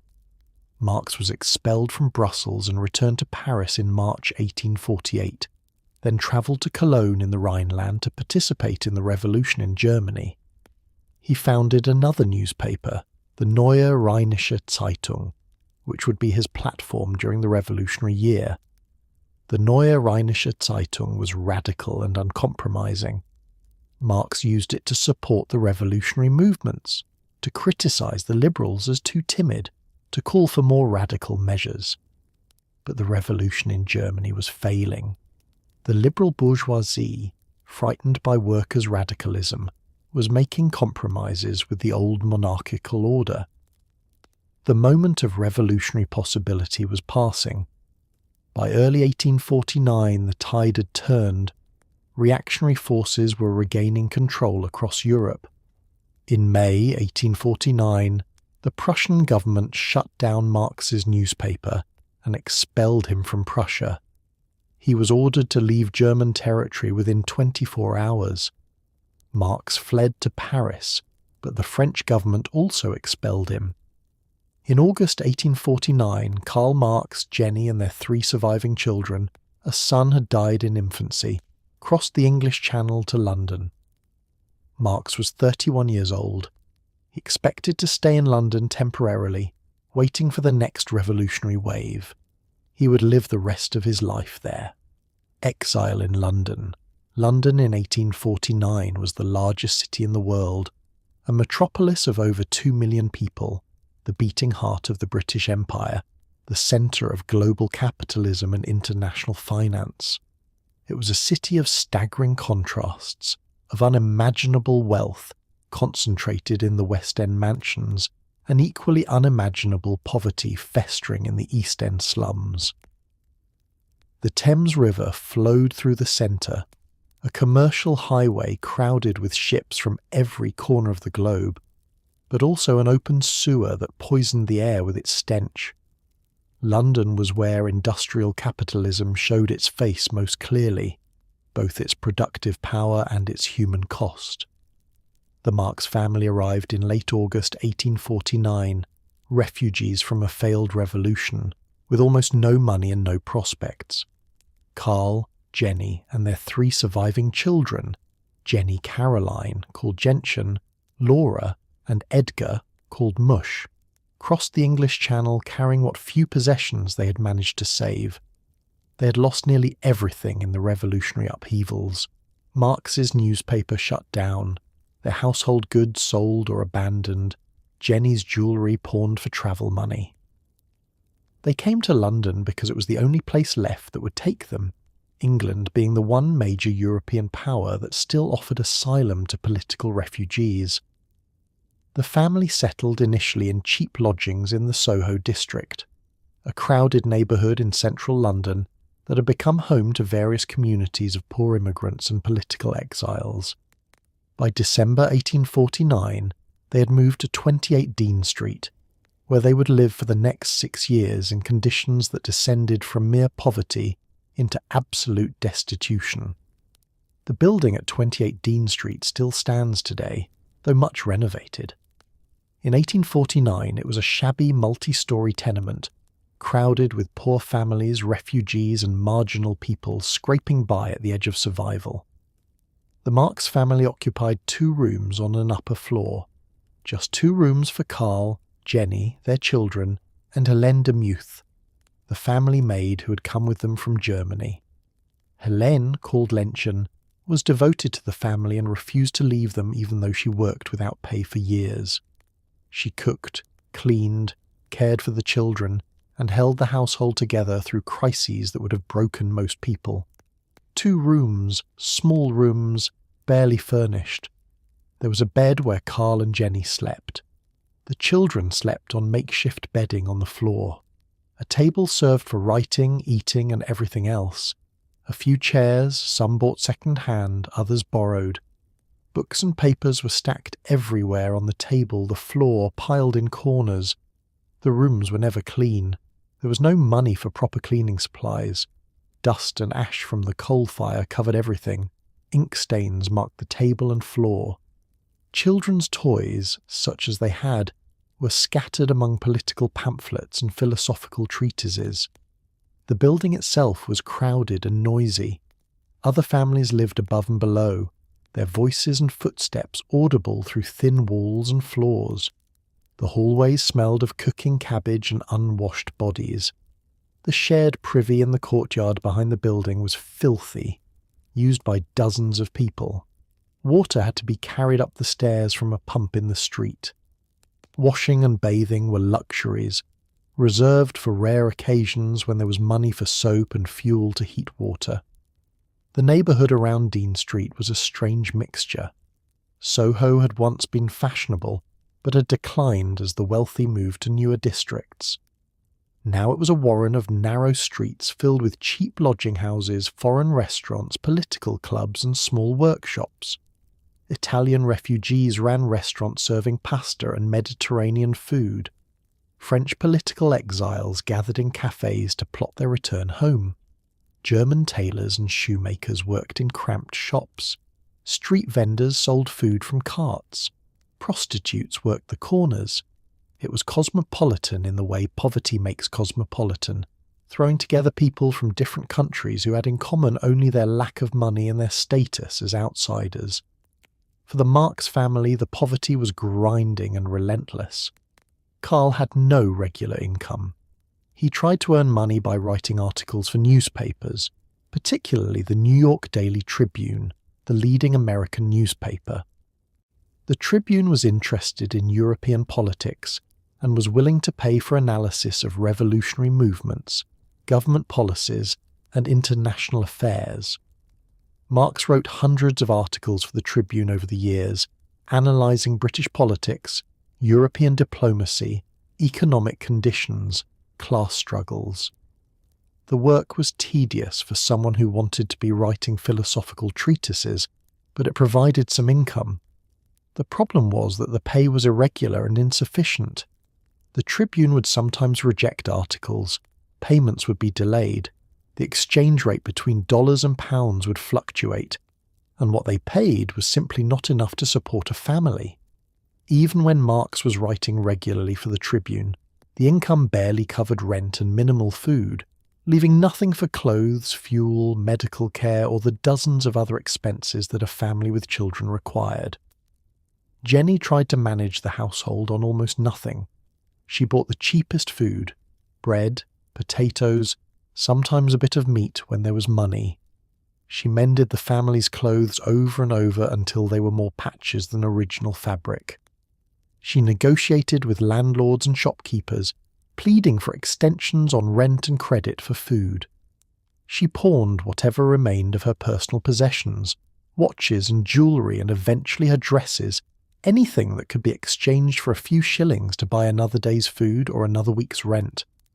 The worst moments came when there was simply no money at all, days when there was no food in the house and no prospect of getting any, times when the children cried from hunger and there was nothing to give them, periods when they could not pay the rent and faced eviction into the street. Once the family had to stay inside for days because Karl's only coat was at the pawn shop and he could not go outside without it. Then there were the children, young lives subjected to conditions that no child should endure, living in crowded, cold, dirty rooms, never having enough to eat, wearing clothes that were threadbare and ill-fitting, suffering from the various illnesses that flourished in such environments, respiratory infections, digestive ailments, fevers, skin conditions. The children of the poor in Victorian London died with tragic regularity, and the Marx children were not spared. In November 1849, their son Guido, just 1 year old, died. The cause was probably meningitis or some other infection that a healthy, well-fed child might have survived, but which proved fatal to a malnourished infant living in cold, unsanitary conditions. Karl and Jenny buried their son and tried to continue. In April 1851, their daughter Franziska was born. A new life, a moment of hope. but the baby was born into the same terrible conditions, the same cold rooms, the same insufficient food. Franziska died on Easter Sunday 1852, exactly 1 year old. She had never had a chance. Then, in April 1855, their son Edgar, called Mush, died at age 8. He had been particularly bright and affectionate, the child Karl was closest to, the one who seemed to understand his father's work even at such a young age. Mush's death broke something in Karl Marx. He wrote to Engels, "The house is desolate and orphaned since the death of the dear child who was its living soul. It is impossible to describe how much we miss him. I have been through all sorts of bad luck, but only now do I know what real misfortune is. 3 children dead in 6 years. 3 small graves in London cemeteries. 3 lives cut short by the poverty that resulted from Marx's commitment to revolutionary work that produced no income. How does one carry such guilt? How does a father continue working on a book about economic justice when his own children are dying of malnutrition?"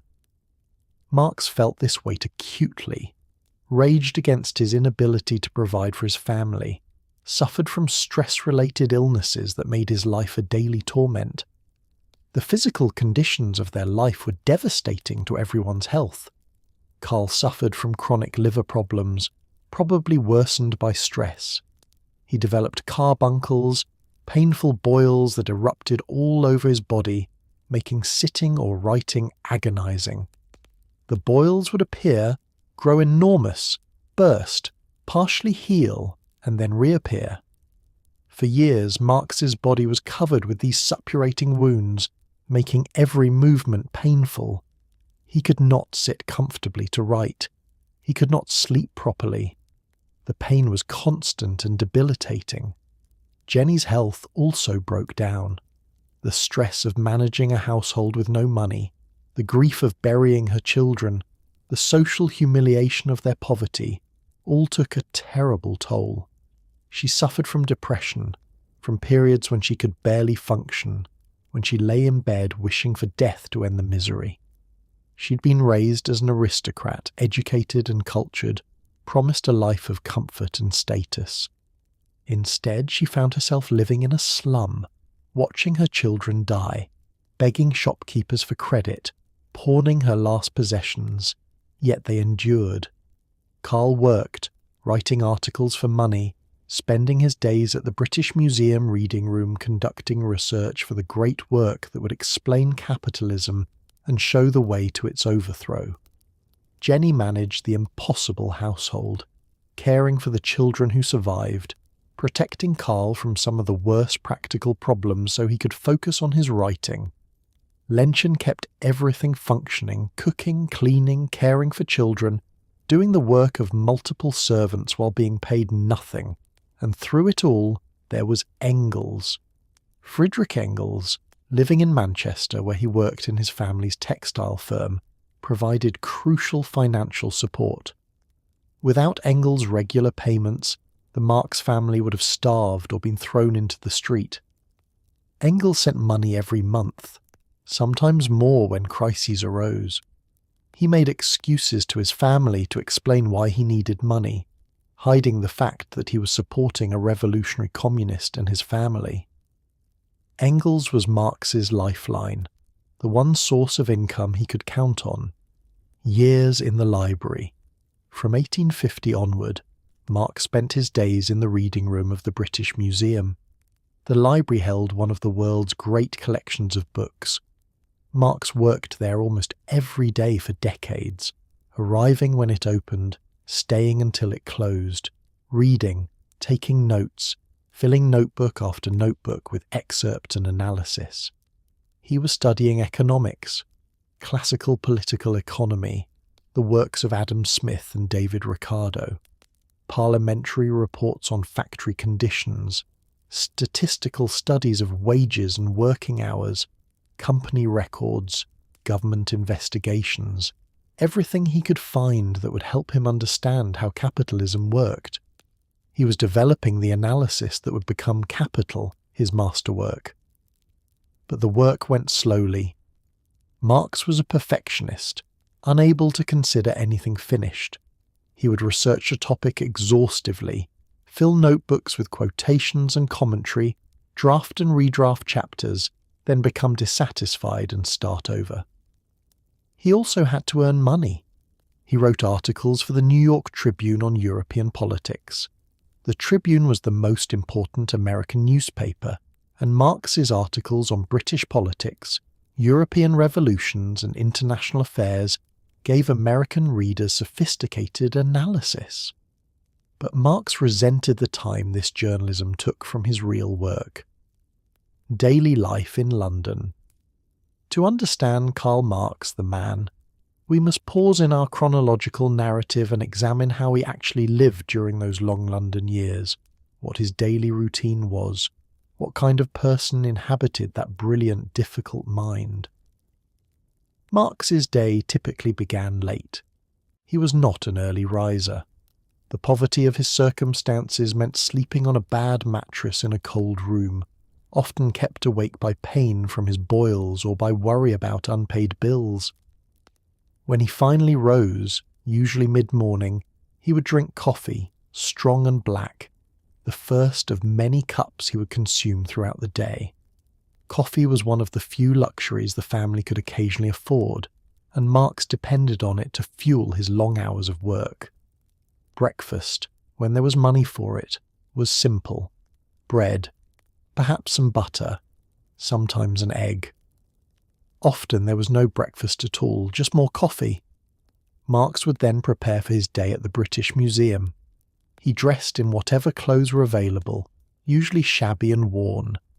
In better times he tried to maintain a respectable appearance, knowing that shabby dress marked one as poor and therefore suspect. But there were years when his only decent coat was in pawn, when he could not go out in public for lack of proper clothes. The walk from Dean Street to the British Museum took perhaps 20 minutes.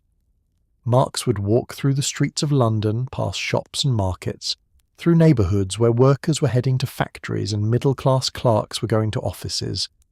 He walked with a distinctive rolling gait, the result of liver problems that sometimes made him limp.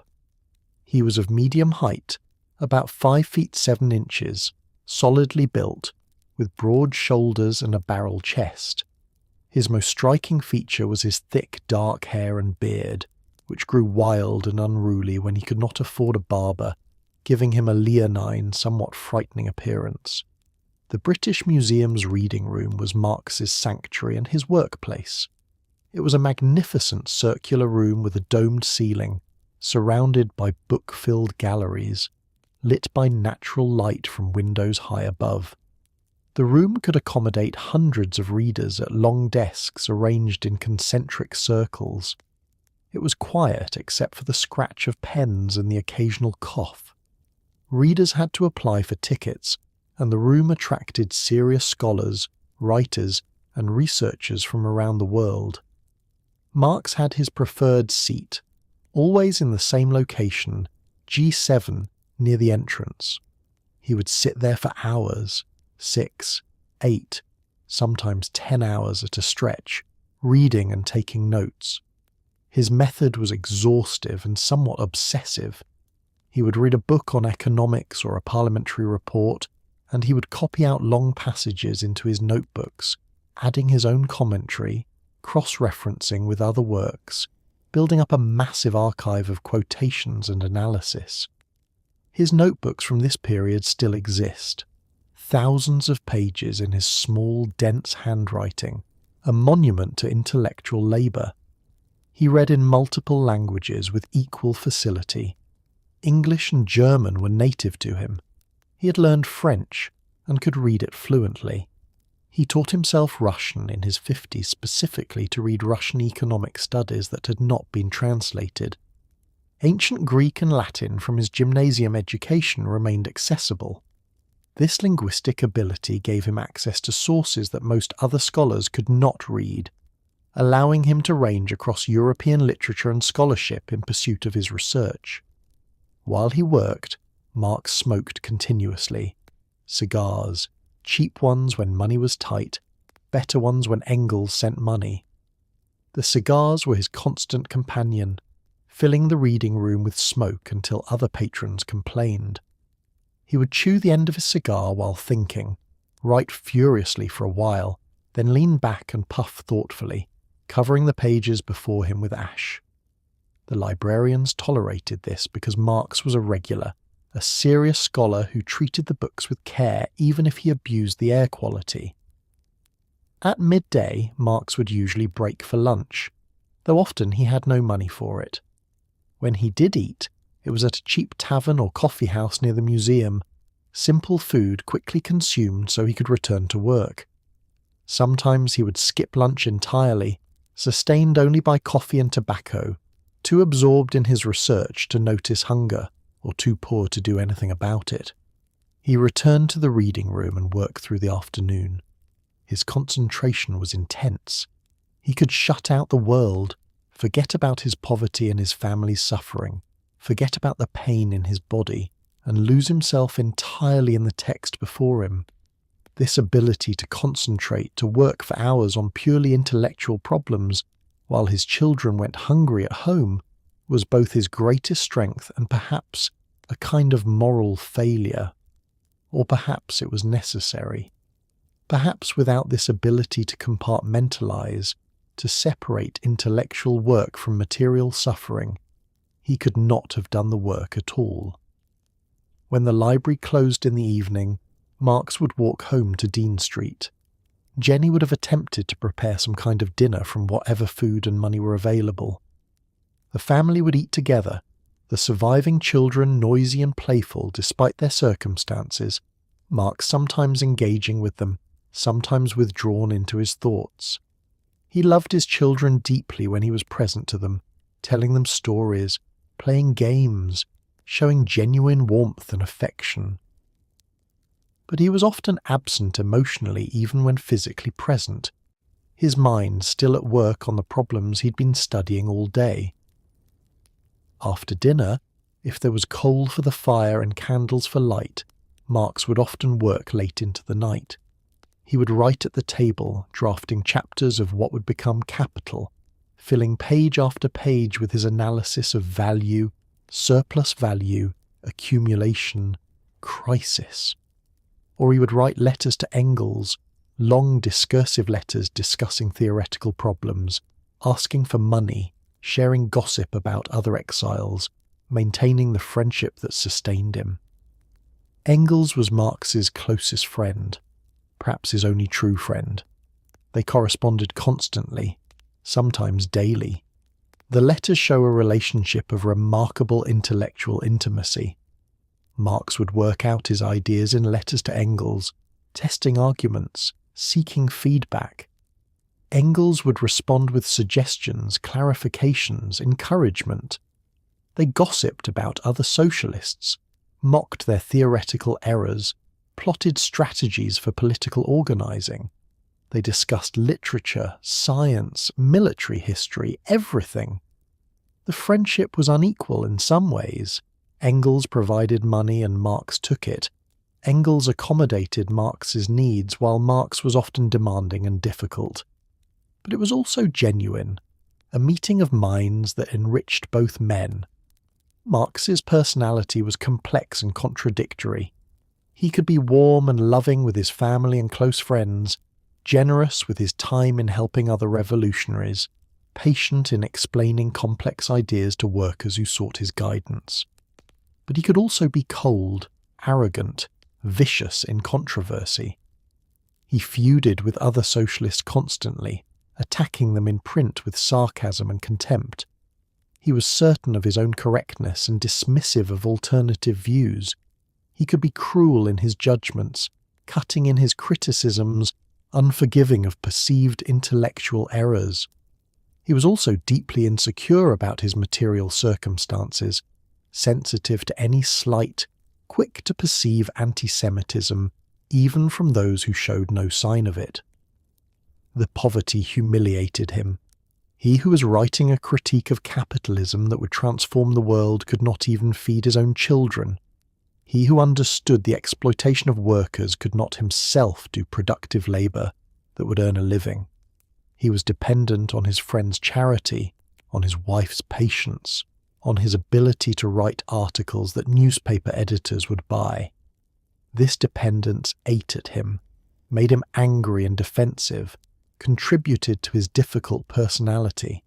His health was chronically poor. The boils were the worst physical problem, erupting regularly all over his body, on his back, his buttocks, his face. They were painful, disgusting, embarrassing. They made sitting difficult, sleeping difficult, made every day a trial of endurance. He tried various remedies, none of them effective. He consulted doctors when he could afford them, received advice that rarely helped.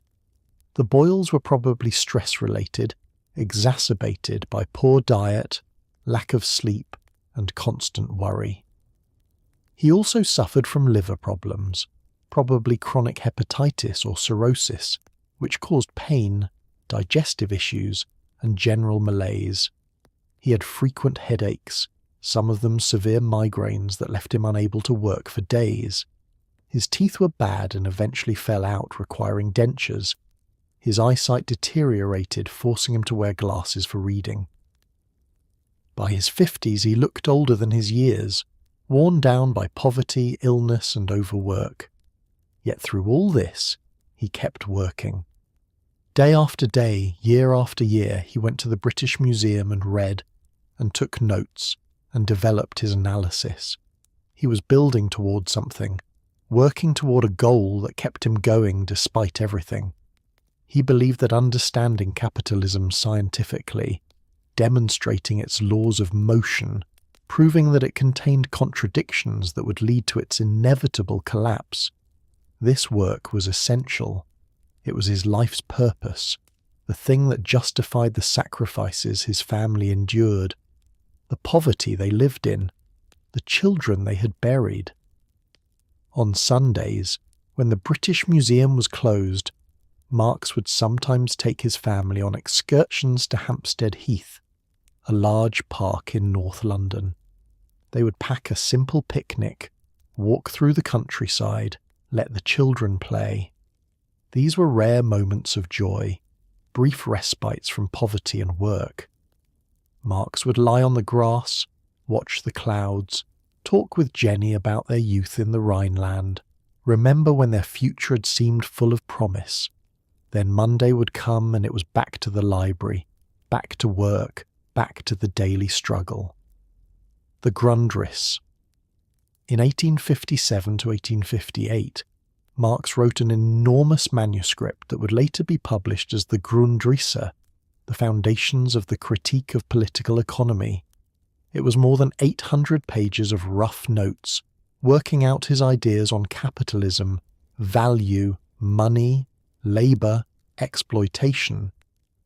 The Grundrisse shows Marx's mind at work, developing his theory of surplus value, explaining how capitalism generated profit through the exploitation of labour, tracing the contradictions within the system that would lead to crisis and eventual collapse. The Grundrisse was not published in Marx's lifetime. It sat in his papers as a personal working document. But it contained many of the key insights that would appear in more polished form in Capital. A critic of political economy. In 1859, Marx published A Contribution to the Critique of Political Economy. It was meant to be the first installment of his systematic analysis of capitalism. The book sold poorly and was barely reviewed. Marx was disappointed but continued working. He was living in slightly better circumstances by the late 1850s. Engels' income from the family business allowed him to send more money. The family moved to a somewhat better house in North London. They were still poor by middle-class standards, but no longer facing absolute destitution. More children had been born. Eleanor was born in 1855 and would survive to adulthood, becoming a socialist activist herself. But tragedy continued. In July 1855, Edgar Marx, their 8-year-old son, died. Marx was devastated. Edgar had been particularly bright and affectionate. His death broke something in Marx. The First International. In 1864, workers' organisations from several countries met in London to found the International Working Men's Association, later known as the First International. This was an attempt to create a coordinated international workers' movement. Marx became involved and was soon the dominant intellectual figure in the International. He wrote its founding documents, including the inaugural address, which laid out principles of workers' solidarity across national boundaries. For several years, Marx devoted enormous time to the International, attending meetings, writing documents, corresponding with workers' organisations across Europe. It gave him a sense that he was not just writing in isolation, but connected to real movements of workers. But the International was riven by conflicts. Different factions had different visions of revolution. Anarchists, led by Mikhail Bakunin, wanted to abolish the state immediately. Marx argued that workers needed to seize state power before it could be abolished. Trade unionists wanted to focus on improving wages and conditions. Revolutionary socialists wanted to overthrow the entire system. Marx and Bakunin particularly despised each other. Their conflict split the International. By the mid-1870s, the organisation was effectively dead, killed by internal conflicts. Capital Volume 1. Marx's greatest achievement appeared in 1867. Das Kapital Volume 1 was published in Hamburg by a German publisher. It was a dense, difficult book of nearly 800 pages, filled with economic theory, historical analysis, descriptions of factory conditions, and revolutionary conclusions. The book began with an analysis of the commodity, the basic unit of capitalist production. It explained the labour theory of value, the idea that the value of commodities derived from the labour time socially necessary to produce them. It showed how capitalists purchased labour power as a commodity, paid workers for part of the value they created, and appropriated the surplus as profit. This was the secret of capitalist exploitation, hidden by the apparently equal exchange of wages for work. Marx described the working day, showing how capitalists sought to extend it to maximize surplus value. He analyzed machinery, showing how it both increased productivity and created unemployment. He examined primitive accumulation, the violent historical process by which peasants were driven off the land to create a propertyless working class. The book was a systematic demolition of the claim that capitalism was a fair or natural system. It showed capitalism as a historically specific form of exploitation, progressive compared to feudalism, but full of contradictions that would eventually destroy it. Volume 1 of Capital sold slowly, about 1,000 copies in its first year. Reviews were scarce. Most economists ignored it. But among socialists and radical workers, it gradually became known as the fundamental text, the scientific proof that capitalism must and would be overthrown. Marx had planned for Capital to be several volumes. Volume 1 covered the production process. Future volumes would analyse circulation, the credit system, the state, international trade. He worked on these volumes for years but never finished them. Only Volume 1 was completed in his lifetime. The Paris Commune. In 1870, war broke out between France and Prussia. The Franco-Prussian War was a disaster for France. The French were defeated, the Emperor Napoleon III captured, Paris besieged by Prussian armies. In March 1871, workers in Paris, refusing to accept defeat, rose up and took control of the city. They established the Paris Commune, a revolutionary government that controlled Paris for 2 months. The Commune attempted radical reforms. It separated church and state, limited working hours, abolished night work in bakeries, declared the right to work. It was chaotic, besieged, doomed to fail. In May 1871, French government troops retook Paris in a week of brutal fighting. Thousands of communards were executed. The Commune was crushed.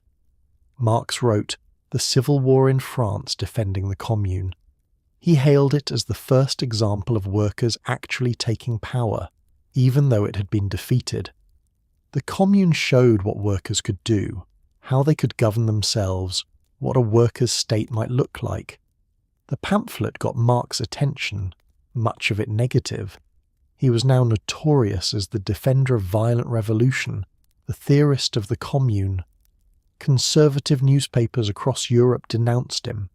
Some socialists thought he'd gone too far. But Marx believed the Commune proved his theories. Revolution was possible. Workers could take power. The contradictions of capitalism were generating the forces that would destroy it. The final decade. The 1870s were difficult for Marx. His health was declining. He suffered from liver disease, chronic headaches, insomnia and carbuncles, painful boils that covered his body and made sitting or writing agonizing. He was often too ill to work. Engels retired from business in 1870 and moved to London.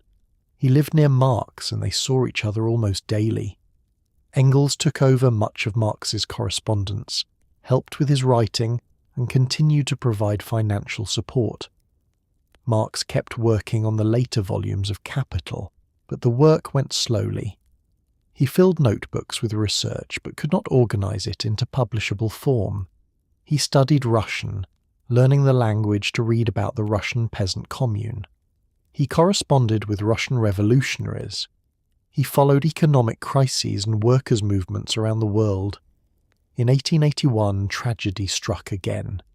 Jenny Marx, who had been ill for months, died of the liver cancer on December 2nd. She was 67. She and Karl had been married for 38 years. She'd endured poverty, exile, the deaths of their children, years of hardship, all to support his work. Now she was gone. Marx was shattered. He had always depended on Jenny emotionally, even when he had taken her for granted. Engels wrote that Marx died with her, that he never recovered from her death. In January 1883, Marx's eldest daughter, Jenny Longuet, died at 38. Marx was too ill to attend her funeral in Paris. He was fading. His liver disease was advanced. He could barely work. He spent time at health resorts trying to recover, but nothing helped. The death. On March 14th, 1883, Friedrich Engels came to visit Marx at his house in London. He found Marx in his armchair by the fireplace. At first he thought Marx was asleep. Then he realized Marx was dead. Marx had died sometime in the afternoon.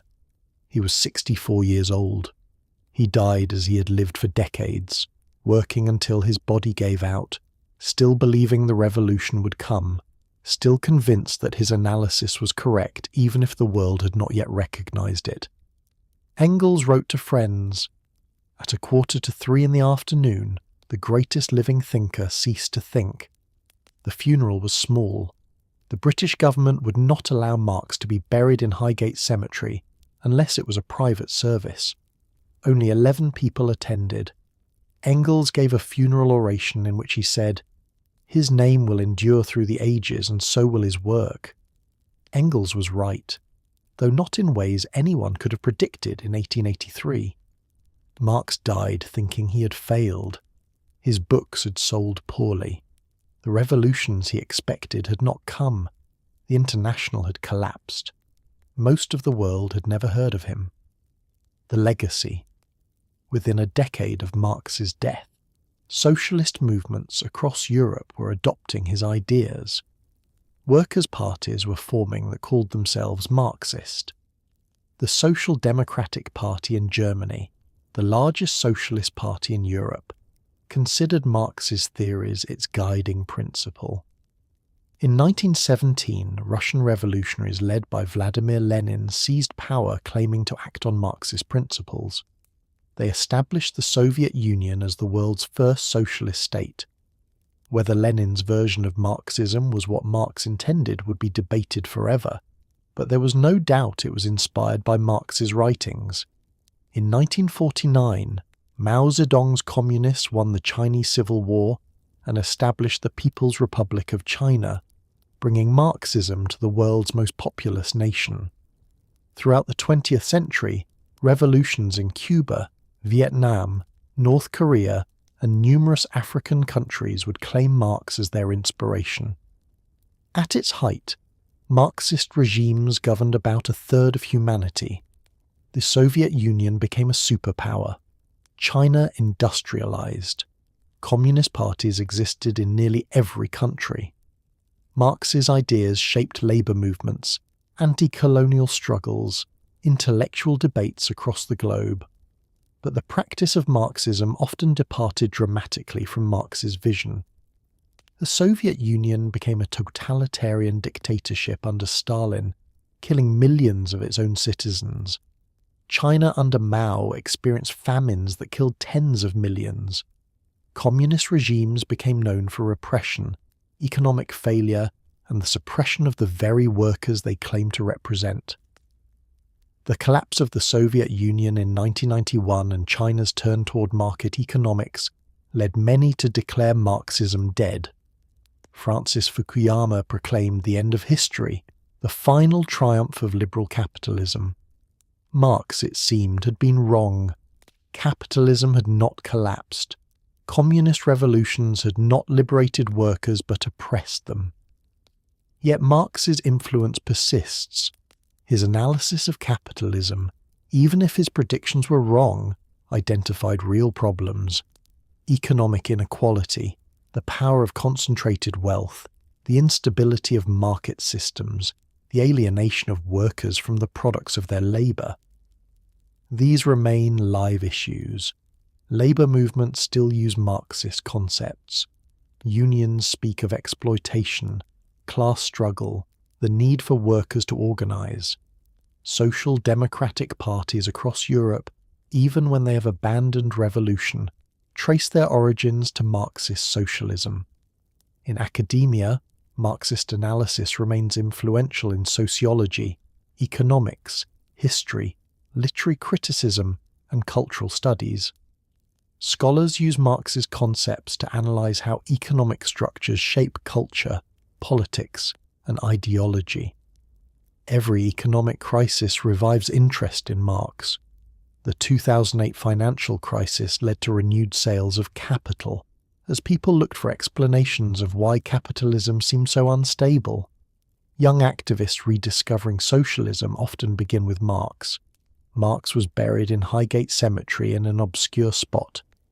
In 1954, the Communist Party of Great Britain erected an imposing monument there, a large stone bust on a granite pedestal inscribed with his words, "Workers of all lands unite," and the philosophers have only interpreted the world in various ways. The point, however, is to change it. The monument has become a pilgrimage site. Socialists, communists, and curious students visit it, leaving flowers, taking photographs, paying respects to the man whose ideas changed the world. Marx was wrong about many things. The revolution did not come to advance capitalist countries as he predicted. The working class did not become uniformly impoverished. Capitalism proved more adaptable and resilient than he expected. When communist revolutions did succeed, they produced outcomes he would likely have despised. But he was also right about fundamental things. He showed that economic systems are not natural or eternal, but historically contingent. He demonstrated that ideas and culture are shaped by material conditions and power relations. He insisted that understanding the world required examining who owned what, and how that ownership shaped everything else. He was a man who spent his life in libraries and poverty, writing books that almost no one read, yet his words travelled the world and moved millions to revolution. He was a devoted father who could not feed his children, a loving husband whose wife endured decades of hardship, a revolutionary who never made a successful revolution. He believed that human beings could create a rational, just society free from exploitation and domination. He thought capitalism was a necessary stage of historical development, but one that would inevitably be superseded. He imagined a future where people worked according to their abilities and received according to their needs, where the state had withered away, where human potential could finally flourish. That vision has never been realized. The attempts to realize it often produced nightmares. But the vision itself, the idea that the world could be organized to serve human needs rather than profit, that inequality and exploitation are not inevitable, that another world is possible, this vision continues to inspire. Karl Marx died believing he had failed. His family had suffered terribly. His children had died. His books had been ignored. The revolution had not come, but ideas have their own life, independent of their creator. Marx planted seeds that would grow in ways he never imagined, shaping the 20th century more than perhaps any other thinker. For better and worse, for liberation and oppression, Karl Marx changed the world.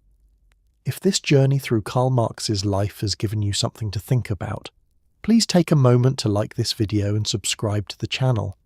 I'm curious what aspects of Marx's story surprised you, or what questions it raised.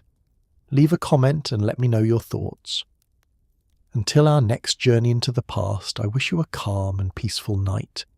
Karl Marx lies in Highgate Cemetery, under a monument erected long after his death, his words calling for workers to unite carved in stone. The world he analysed has changed dramatically. The revolutions he inspired have mostly failed or betrayed their ideals, yet people still read his works, still argue about his ideas, still struggle with the problems he identified. He was not the saint his followers made him. He was not the demon his enemies claimed.